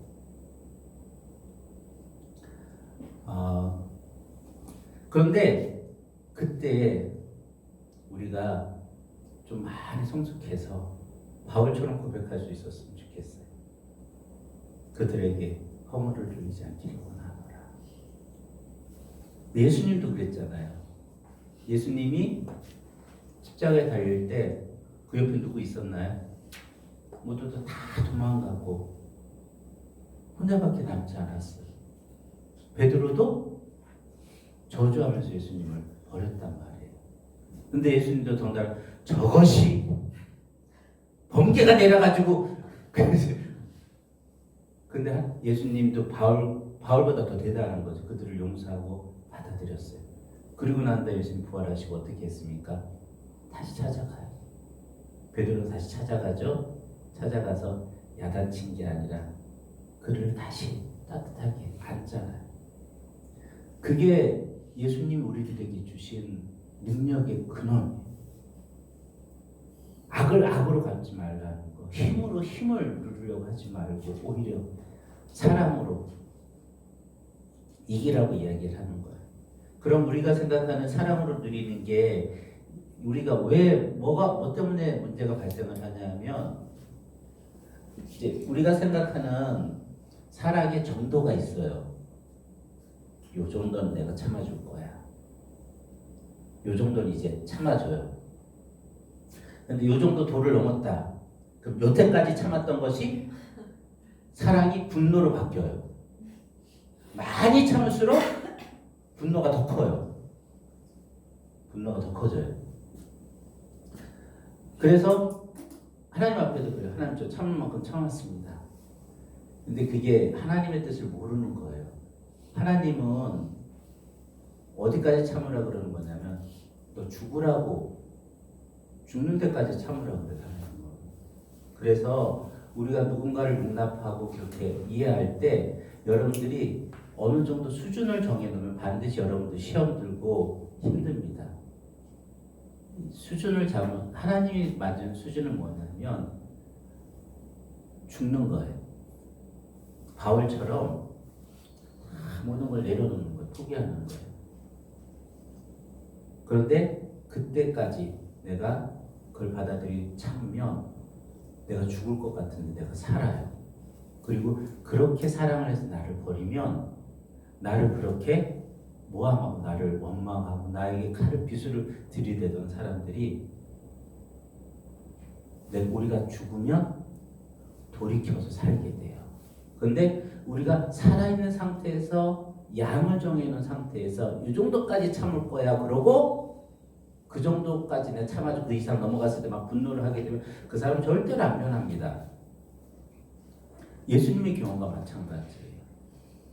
베드로 부인하고 사람들 다 죽이고 그럴 때 어떻게 했어요? 죽으셨잖아요. 우리도 마찬가지 그 상황이 왔을 때 죽어야 돼요. 죽어야지 문제가 해결이 돼요. 내가 살고 나를 죽인 자가 살아나는 기적의 역사가 그때 일어나요. 바울도 마찬가지예요. 모두 다 버렸잖아요. 한 명도 자기 편에 안 들어. 얼마나 마음이 상하겠어요. 내가 그렇게 평생 10년, 20년 몇 년이에요? 48년부터 성교여행을 다녔다면 지금 거의 몇 년? 10년, 15년. 그동안 바울이 자기 모든 걸 다 투자해서 그들에게 다 줬는데 막상 자기가 진짜 변론이 필요할 때 되니까 다 등을 돌려버렸어요. 이 배신감. 근데 바울이 그들에게 허물을 돌리지 않기를 원하노라. 바울이 죽었어요. 그 다음에 이 아시아에 있는 교회가 무너졌나요? 아니잖아요. 바울이 죽으니까 바울을 죽인 자들이 돌아서는 거예요. 우리에게 진짜 있는 문제가 뭔지 압니까? 우리에게 문제가 크고 작고가 아니에요. 우린 죽기 싫은 거예요. 정도를 정해서 어느 정도 죽은 척하고 내가 이 정도 죽은 척하면 상대가 반응하기를 바라는 거예요. 내가 이 정도 했는데도 그래? 내가 이 정도 했는데 그래? 그럼 이게 기를 쓰고 나를 더 그렇게 하는데 그렇게 하면 상대가 변할 거라고 기대하지 마세요. 변하지 않아요. 죽은 척하면 안 변하고 진짜 우리는 죽어버려야 돼요. 그러면 죽은 다음에는 어떻게 하는 겁니까? 하나님께 맡기는 거예요. 예수님도 하나님이신데 죽은 다음에 예수님이 스스로 이야! 그리고 다시 부활하셨나요? 아니, 성경이 분명하게 예수님은 죽었어요. 그렇다면 살린 건 누구냐면 성령이 살린 거예요. 그러니까 성령이 만약 안 살렸으면 예수님 그냥 죽은 거예요. 이 말이 안 되지만 하나님이 자기의 생명을 버린 거예요. 우리가 생명을 버리는 것하고는 차원이 다른 건데 예수님이 그렇게 자기를 버리니까 하나님이 예수를 살려서 우리로 살게 하잖아요. 우리도 마찬가지. 우리가 죽어야지만 하나님의 살아남의 역사가 다른 사람 살리는 역사가 있는 거예요. 바울이 지금 그러고 그들에게 허물 돌리잖아요. 진짜 바울의 고백처럼 교회가 살았어요. 배신하던 교회가 다시 그리스도께 충성을 맹세하게 되고 지금 이게 바울의 자리예요. 바울의 자리.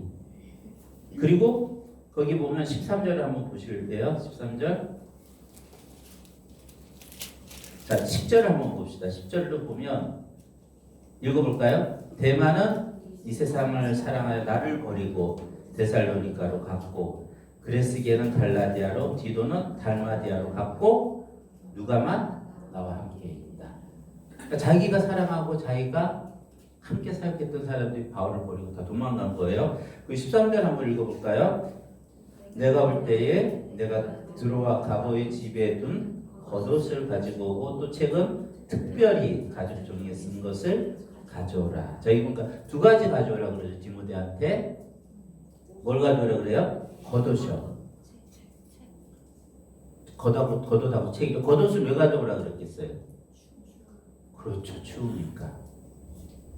그러니까 지금 이번 과목은 에베소, 빌립보, 골로새, 빌레몬에 갇혀 있었던 구류 상태하고는 갇힘의 성격이 달라요. 요 경우 같은 경우는 진짜 음침한 지하 감옥 같은데 거기에 갇혀 있어서 추운 거예요. 겨울을 나야 되는데 추운 거예요. 추우니까 자기가 덮을 겉옷을. 그러니까 바울이 지금 여기 갇혀 있는 상태에서 그렇다면 바울의 수중에 돈 한 푼 없는 거예요.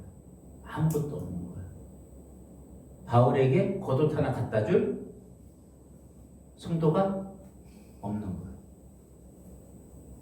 그리고 그 다음에 뭘 가져오라 그래요? 가죽 종이에 쓴 거, 성경책, 책. 아마 구약 성경일 수 있어요. 가죽 양피지에 썼으니까 그것을 가져오라. 이와 같이 바울이 아주 고통스러운 심리적으로도 거의 막 절망하는 상태, 그리고 바울이 육체적으로도 너무 힘들고 춥고 외롭고 그러니까 모습 간절히 얘기해요. 디모데 빨리 와라. 자신이 의지할 수 있고 사랑할 수 있는 그 제자 한 명 디모데를 빨리 오라고 그렇게 기록을 하고 있는 거예요. 그렇다면 만약에 우리가 이와 같은 처지에 놓이게 되면 자 봐요. 바울이 평생을 주님을 위해서 사역을 했어요. 근데 지금 바울이 있는 이 자리는 보니까 남은 게 아무것도 없는 거예요. 내가 사람을 건진 것 같은데 그 사람들도 나를 버렸어. 몸도 다 망가졌어. 춥고 배고프고 그런 상황 속에서 아들처럼 여기는 디모데에게 편지를 써요. 그럼 자기 자신이 그와 같은 상황들을 돌아보게 되면 절망할 수 있잖아요. 그래서 고생을 많이 한 부모들은 자녀들을 어떻게 그 고생을 하기를 원하지 않아요. 그렇죠? 그래서 고생을 너무 많이 한 부모는 자녀를 잘못 키울 가능성이 굉장히 높아요. 왜? 자녀들한테 고생을 하나도 안 시키고 다 해주니까 자녀가 엉망진창이 되어버리는 거예요. 바울이 이렇게 고생을 하고 복음을 전하고 그런데 복음 전하고 끝에 아무것도 없었다. 그럼 디모데한테 무슨 말을 할 만하겠어요? 넌 나처럼 살지 않았으면 좋겠다. 뭐 그렇게 얘기할 수 있잖아요. 그런데 바울이 디모데에게 뭐라고 하냐면 나와 함께 복음의 고난을 받으라. 나와 함께 내 길을 따르라. 그 이야기를 해요. 자기가 사랑하는 아들과 같은 디모데에게 왜 그렇게 얘기를 하니까 바울이 지금 이 가고 있는 길이 외적으로 봤을 때는 이 죽음의 길이고 아무것도 안 남긴 길이지만 바울은 이 길이 내가 그리스도를 따라가는 길이고 그리스도 안에서 내가 영광스러운 삶을 바르게 된 삶을 살았던 것을 알았던 것.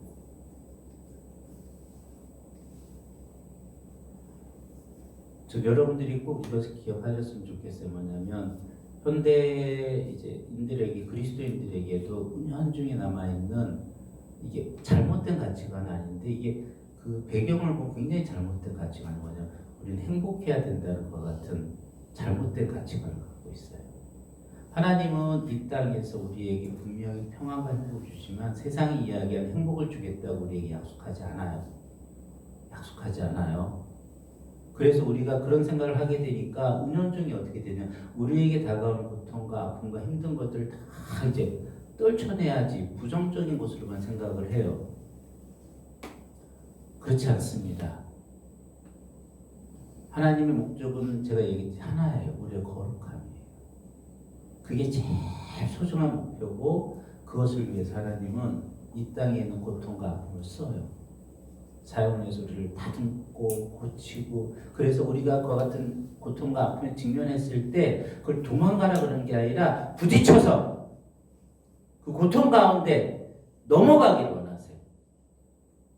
그래서 하나님이 얘기하기는 네 혼자가 아니라 내가 함께 하겠다고 이야기하면서 같이 넘어가자는 거예요. 하나님은 도망가지 말고 어떤 고난과 아픔이 오더라도 내가 너와 함께 할 테니까 내 손을 잡고 이것을 넘어가자. 이래야지 너가 제대로 선다는 거예요. 이게 하나님의 목적이에요. 하나님의 목적. 혹시 예수님을 믿으면 화려한 꽃길이 펼쳐질 것 같이 생각되시는 분들은 아유 그 생각을 접으십시오. 그리스도를 쫓아가는 길이 꽃길만 있지 않아요. 우리에게 고난도 오고 하나님 그걸 그 정도로 허용하기도 해요. 바울은 그걸 언제까지 그것을 경험합니까? 죽을 때까지 경험합니다.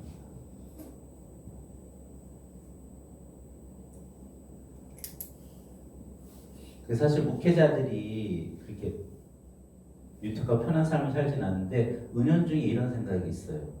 내가 사역을 다 끝나고 난 다음에 좀 더 이 사역에 대한 보상을 받겠지. 저도 그런 생각을 했는데 이 디모데후서를 보니까 이게 잘못된 거더라고요. 죽는 순간까지 고생할 수도 있겠다는 생각을 하니까 아찔하긴 한데 아찔하긴 한데 그냥 받아들였어요. 받아들였고 그래서 죽이면 죽는 거죠. 그래서 굶어서 죽으면 천국에 가는 거잖아요. 그죠? 아까 계속 이야기했잖아요. 이 땅이 우리의 본향이 아니잖아요. 하나님 나라가 우리의 본향이에요. 하늘나라가 우리의 본향. 그렇기 때문에 그 나라에 가면 되는 거예요. 이게 은연중에 우리에게 무엇을 반영하는 거냐면 네 마음과 생각과 우선순위가 어디에 있느냐 하는 것을 보여주는 거예요. 보여주는 거예요. 말은 내가 하나님 나라를 소망한다 그러지만 이 땅에서 뭔가를 누리고 주지 않았을 때 막 그렇게 하고 막 그렇게 하는 거는 내 마음이 사실 어디에 있다는 것을 보여주는 거냐. 이 땅에 있다는 걸 보여주는 거예요. 바울은 평생 했지만 그렇다면 이 정도 헌신했으면 마지막 말년은 그래도 조금 사람들의 환호와 위로와 평안한 가운데 지내야 되잖아요.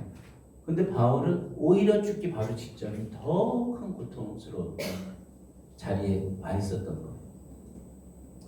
이게 우리가 가야 할 길입니다. 우리가 가야 할 길이에요. 그 이후에 하나님께서 우리에게 생명의 멸류관을 준비하셨어요. 그래서 바울은 이 시점에서 디모데에게 무엇을 이야기? 자기 신세 한탄할 수도 있고 그럼 여기에서 이제 우리가 이렇게도 생각할 수가 있어요. 뭐냐? 바울을 버린 사람이 이방인이 버린 게 아니라 자기가 복음을 전한 교회가 자기를 버린 거예요. 교회가 자기를 버렸어요. 그래서 자기 죽어요? 그럼 이 사람들은 사실은 하나님이 원하시는 대로 행동하지 않은 잘못된 행동을 하고 있어. 그럼 내가 헛짓했나 보다. 내가 여태까지 살고 복음 전한 게 다 헛것인가 보다. 근데 바울은 그렇게 얘기하지 않잖아요. 뭘 믿는 거예요? 바울은 아는 거예요. 뭘 알았냐면 내가 복음을 전하고 내가 사역을 해서 그들이 회심하고 그랬지만 그 회심을 지키고 보호하고 그들을 이끄는 것은 내 능력과 내 힘이 아니라 근본적으로 하나님이 하신다는 거예요. 그들이 지금은 넘어져 있는 것 같아도 그래서 그들을 돌볼 자가 아무도 없고 그들을 생명 바쳐서 붙들었다 나를 버리고 그들이 갔다 할지라도 내가 죽고 난 다음에 그들의 인생과 삶을 하나님께서 다시 돌이킬 수 있다는 것을 바울은 믿는 거예요. 하나님 앞에서 조금 사역하는 사람들이 가지게 되는 약점이 뭐냐면 자기가 모든 걸 다 하는 것처럼 생각해요. 그래서 자기가 그렇게 하지 못하면 무슨 큰일이 일어나는 것처럼 생각을 해요. 근데 하나님은 돌멩이로 들어서 일을 하십니다. 내가 빠지면 다 무너질 것 같은데 하나님은 절대로 그렇게 일을 하지 않아요. 하나님의 일은 하나님이 하셔요. 그래서 바울이 이 실망감 속에서도 넘어지지 않을 수 있었던 거예요. 내가 다 실패한 것 같아도 내가 그리스도께 헌신하고 힘쓴 것을 성령이 사용하셔서 분명히 일을 하실 것이라는 그 기대감이 있는 거예요. 근데 그게 사실 현실적으로 이루어졌잖아요. 그죠? 그래서 바울이 이 자리에서 디모데에게 이렇게 이야기를 합니다. 자, 우리 4장 6절부터 볼까요? 자, 6절, 7절, 8절 한번 읽어봅시다. 시작. 전제와 같이 내가 벌써 부어지고 나의 떠날 기약이 가까웠도다. 나는 선한 싸움을 싸우고 나의 달려갈 길을 마치고 믿음을 지켰으니 이제후로는 나를 위하여 의의 면류관이 예비되었으므로 주곧 의로우신 재판장이 그날에 내게 주실 것이며 내게만 아니라 주의 나타나심을 사모하는 모든 자에게도니라. 자, 여기 보면 전제와 같이 내가 벌써 부어졌다 그랬죠. 자, 우리 제사 한번 생각해 봅시다. 번제 어떻게 하는 겁니까? 다 태우는 거예요. 소제 작은 재물 곡식. 그 다음에 여기 전제 술을 붓는 거란 말이에요. 자, 여기 제사 의식에서 전제를 붓는 것은 제사의 마지막 절차. 그런데 이 전제가 부어질 거다라는 것이 아니라 전제와 같이 내가 벌써 부어졌어요. 그러니까 뭐예요? 이제 제사가 끝난 거예요.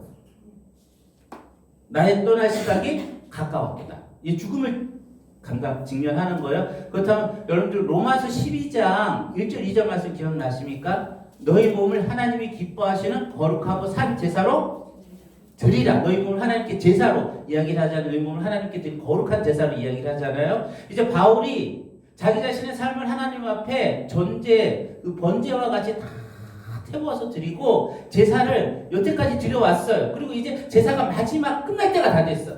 자신의 인생이 뭐예요? 하나님 앞에 드려지는 제사예요. 자기가 하나님께 드려진 제물이에요. 이제 그 제사가 다 끝났어. 피 흘리고 각도지고 태워지고 그러면서 이제 그 제물이 이제 제사 다 끝나서 이제 벌써 이제는 전제도 다 부어지고 이제 곧 주를 만날 그 때가 된 거예요. 이제 다 된 거예요. 그리고 뭐라 그랬냐면 7절에 보니까 나는 선한 싸움을 싸우고 나의 달려갈 길을 마치고 믿음을 지켰으니. 자, 여기 보세요. 내가 몇 명을 전도하고 내가 교회 6개를 세우고 내가 뭐 여전대회 회장으로 내가 뭐 어떤 직분으로 목사로 뭐 막 했다 그런 얘기 안 하잖아요. 그래서 많은 몇 명이 전도받고 몇 교회가 몇 개 세워지고 내가 돈 얼마를 투자해서 뭐 하고 그런 말 안 하잖아요. 어떻게 해요? 내가 선한 싸움을 싸우고 나의 달려갈 길을 마치고 믿음을 지켰어요. 그로 인해서 나타나는 결과는 하나님이 알아서 하시는 거고 우리가 할 것은 주께서 우리에게 주신 삶의 자리에서의 우리의 싸움. 그것이 외적으로 봤을 때는 실패한 것처럼 보이기도 하고 외적으로 봤을 때는 아무것도 이루지 못한 것처럼 보이고 그게 중요한 게 아니에요. 뭐가 중요해요? 내가 주께서 주신 그 사명과 그 자리에서 선하게 주의 길을 따라서 싸움을 했느냐 안 했느냐 그거예요. 그리고 내가 달려갈 길을 다 마치고 믿음을 주를 향한 믿음을 지키면 되는 거예요. 그래서 바울이 고린도서나 고린도전서에서 뭐라 그러니까 내가 이제 더 이상 판단받지 아니하노라. 나를 판단하시는 이는 오직 그 마지막 때 그리스도가 나를 판단하시지. 그래서 바울이 뭐라고 나도 나를 판단하지 아니하노라.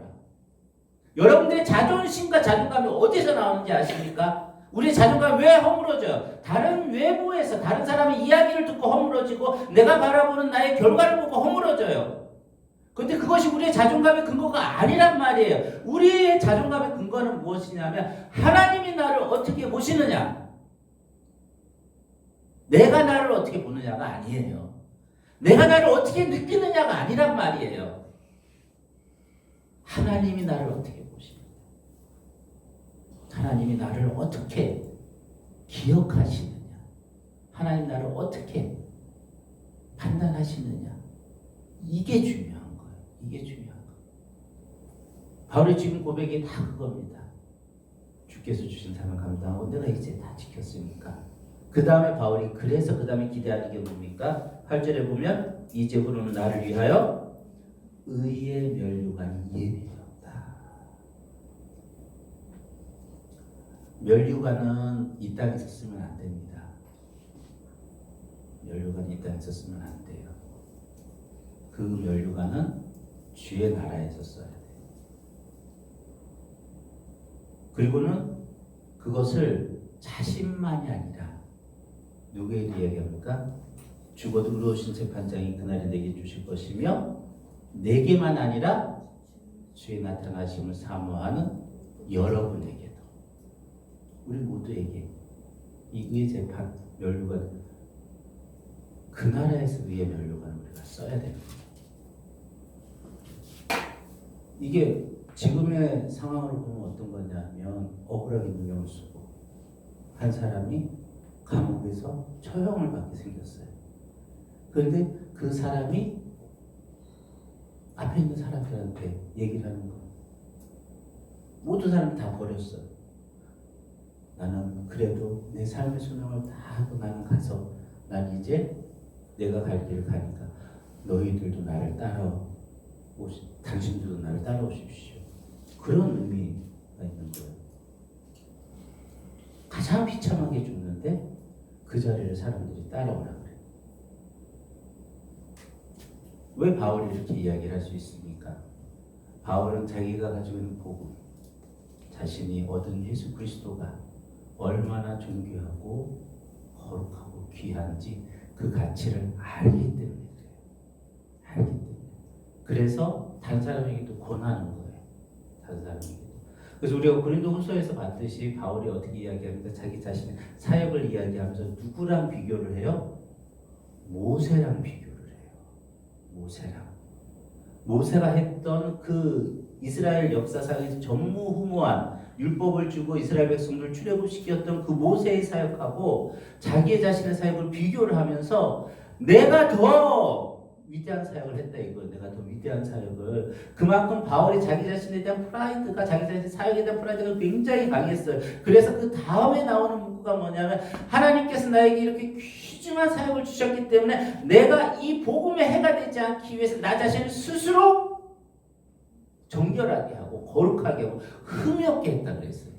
바울의 이와 같은 열심은 어디서 나온 거냐면 내가 이것을 해가지고 이것을 얻는 것이 하나님이 맡겨주신 이 사역이 너무 귀중하기 때문에 그 사역의 가치를 알게 되니까 거기에 해가 될 수 있는 것을 하나라도 다 이제 거리낌이 될 것을 치워버리는 거예요. 여기에서 우리가 바울을 보면서 가져야 할 그런 아주 중요한 근본적인 마음이 있습니다. 뭐냐면 사람들은 바울을 볼 때 바울이 가지고 있는 이러한 위대함을 보면서 우리는 여기에 있어요. 그러면서 우리는 바울 선생님을 따라갈 수 없어. 그러면서 뭐냐? 바울이 가지고 있는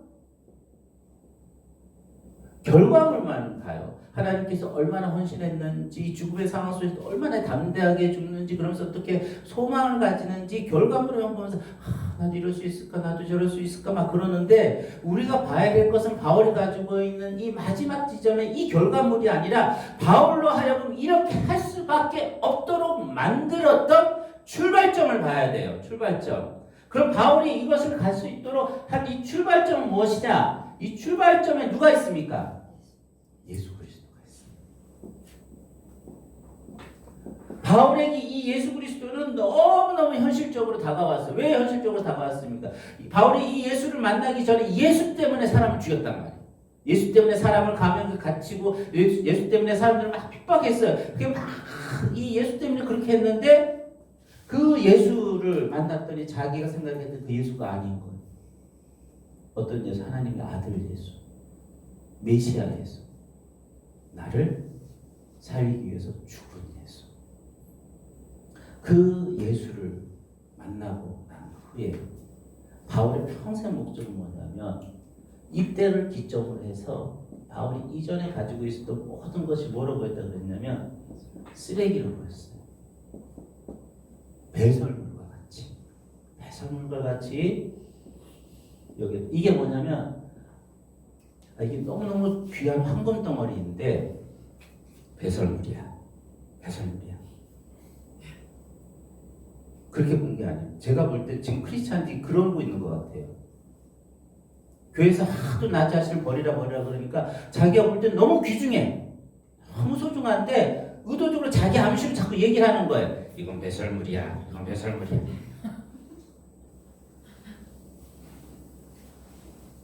그런 착각 속에서 사는데, 바울이 이야기한 건 뭐냐면 배설물이라는 것이 아니라, 여러분들 바울의 이때까지 위치를 어떻게 생각을 하셔야 되냐면, 바울이 이 지금 박해하기 위해서 처음 등장을 하잖아요. 사내들이 등장을 하죠. 이제 그 스데반의 옷을 맞죠. 그럼 이 위치가 어떤 위치냐면은 청년이면서도 어떻게 보면 위에 이제 리더십을 가지고 있는 이쪽으로 넘어가는 요 지점에서 대표 주자인 거예요. 이제 곧 어디로 넘어가요?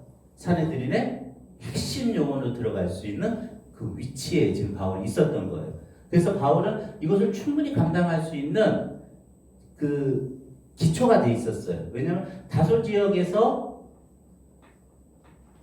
히브리 그 베냐민 지파의 부모에게서부터 혈통적으로 이제 나온 이스라엘 사람이에요. 게다가 8일 만에 할례를 받았어요. 그리고 이 예루살렘에 와서 율법 교육을 받아, 정식 율법 교육을 받아서 랍비예요. 정식 랍비예요. 그러니까 이 바울은 돈도 있었고 가문도 좋았고 혈통도 좋았고, 그리고 이 사람 머리도 좋았고 추진력도 있었어요. 거의 대권주자죠. 마지막 여기만 넘어가면. 그래서 이 전면에 나서서 예루살렘 그 지도자들의 가장 큰 걸림돌이 되려고 한 스데반을 가차없이 제거하는데 율동공신이 되고, 그 다음에 그 칼을 이어받아서 이제 예루살렘 곳곳을 돌아다니는 사람들도 박해한단 말이에요. 이처럼 이 상태로 그대로 갔으면 바울이 굉장히 많은 것을 얻었을 텐데, 예수를 만나고 인생이 이제 망가진 거예요. 어떻게 보면. 근데 바울이 이전에 자기가 가지고 있어도 절대로 돌아보지 않아요. 혹시 여러분들 예수를 만나고 난 다음에 예수님을 위해서 받는 고난을 받을 때 그 전에 내가 누렸던 것들에 대해서 회상할 수 있지 않습니까? 근데 바울은 절대로 그런 적이 없어요. 아무리 매맞고 모욕을 당해도 절대로 과거를 돌아보지 않아요.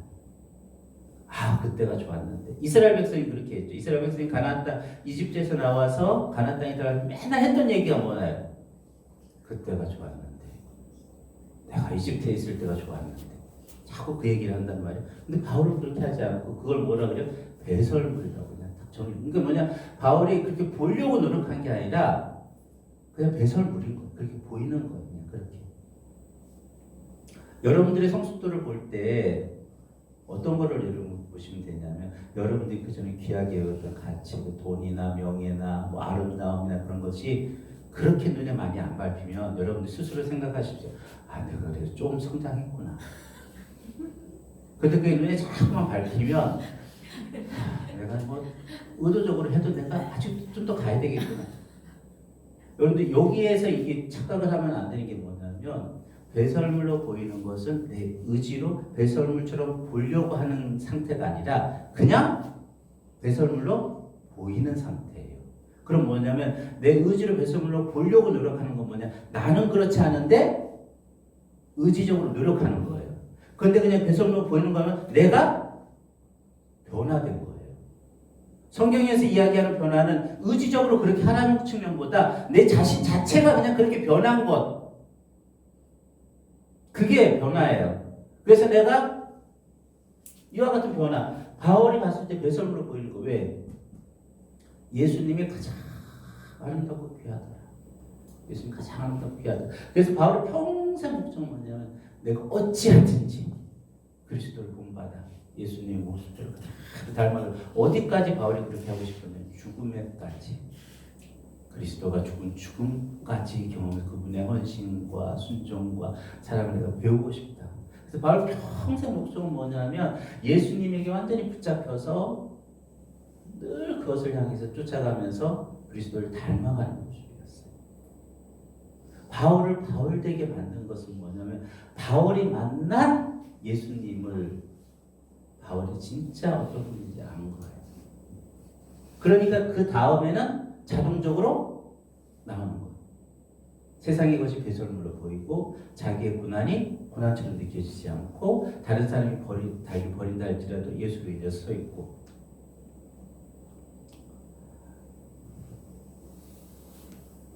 교회에 이제 현대 이제 교회 다니는 분들 중에 우리가 잘 보면 제가 이제 느끼는 것들을 보면 뭐냐면 이게 2세대, 3세대가 되면 이런 현상이 나타나는 것 같아요.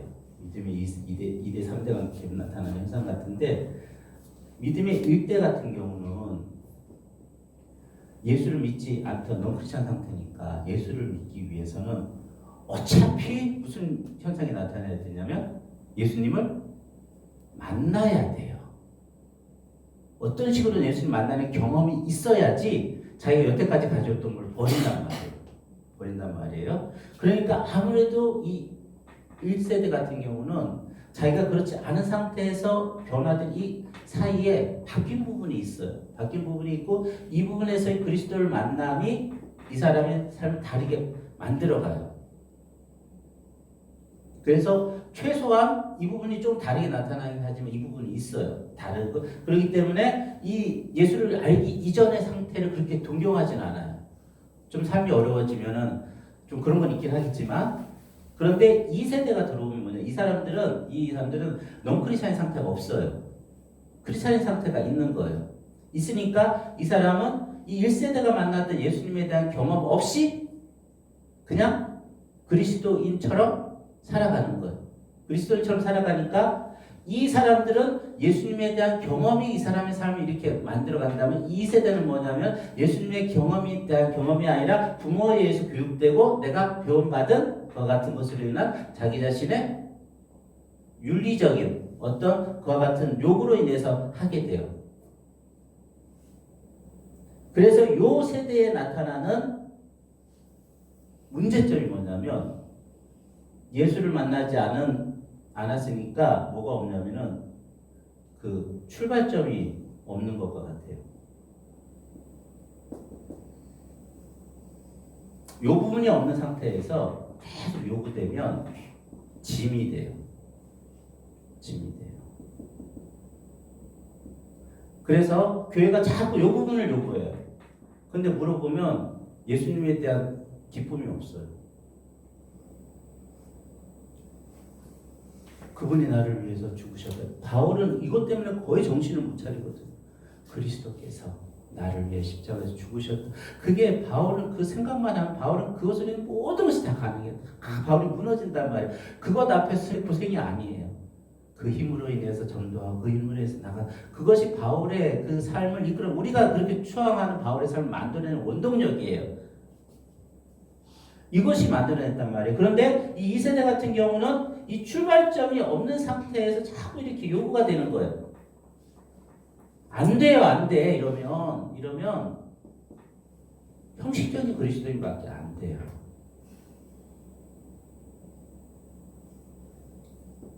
예수 그리스도의 복음, 그리스도의 십자가가 나에게 얼마나 실질적으로 나에게 감동이 다가오느냐가, 얼마나 구체적으로 그분의 그 사랑이 나에게 스며드느냐가 우리 그리스도인의 삶의 질을 결정합니다.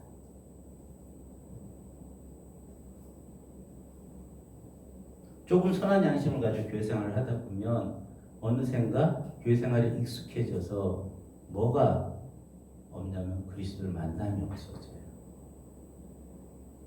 여러분의 삶을, 여러분의 신앙생활과 잘 정확하게 생각을 해보세요. 여러분들 솔직하게 물어보세요.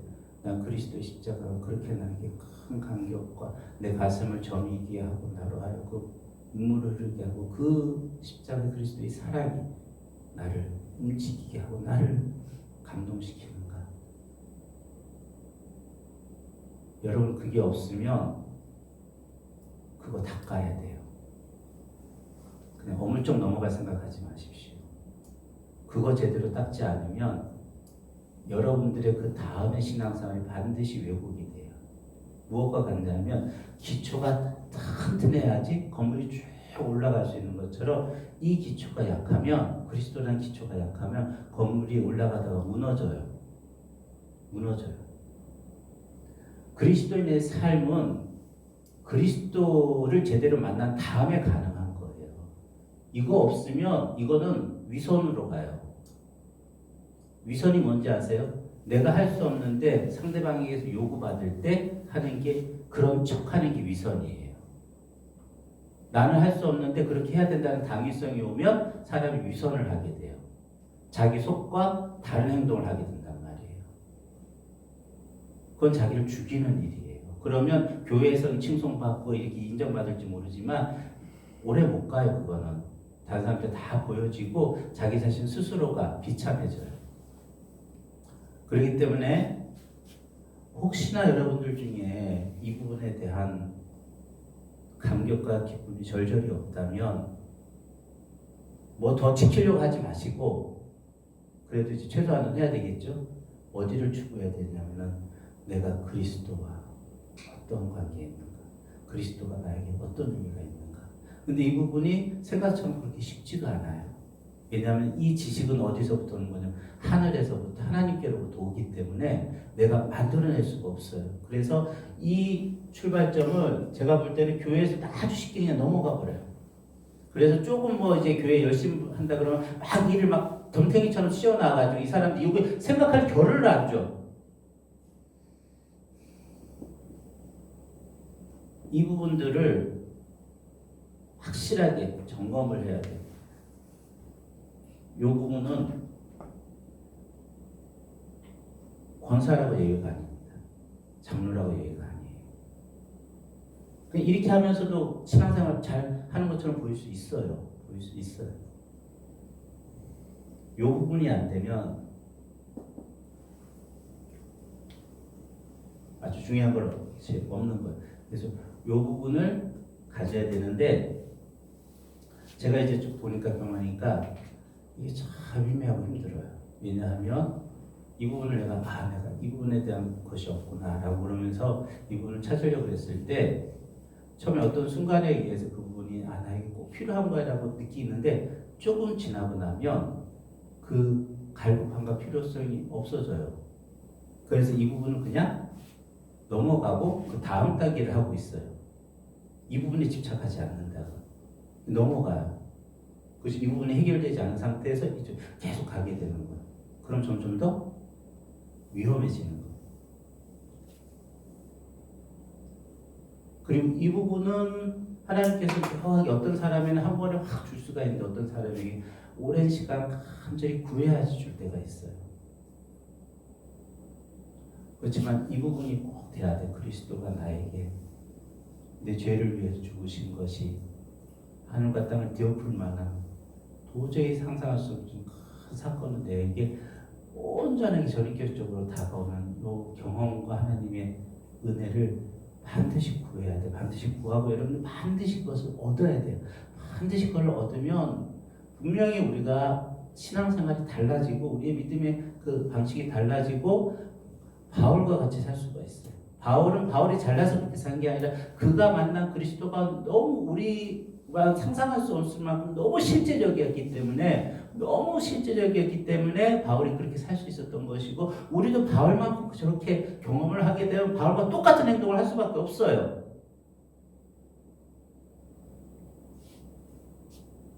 출발점을 자세하게 잘 기억해. 바울이 가졌던 출발점. 골로새서의 주제도 뭡니까? 예수 그리스도 안에 세상의 모든 충만함이 거해 있다. 그죠? 그리스도 안에 모든 것이 거해 있다. 여러분들이 이 그리스도를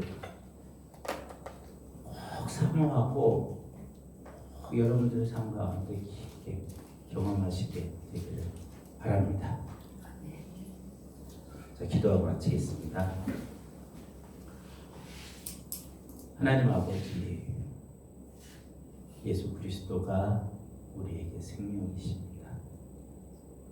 그리스도로 인하여 우리가 살게 되었습니다. 이 그리스도의 놀라운 이 사건과 역사하심이 우리의 삶과 우리의 영에 우리 자신에게 충만하게 깨달아지고 알게 되고 고백되어지고 경험될 수 있도록 주여 우리에게 은혜를 내려 주시옵소서. 예수님의 이름으로 기도합니다. 네.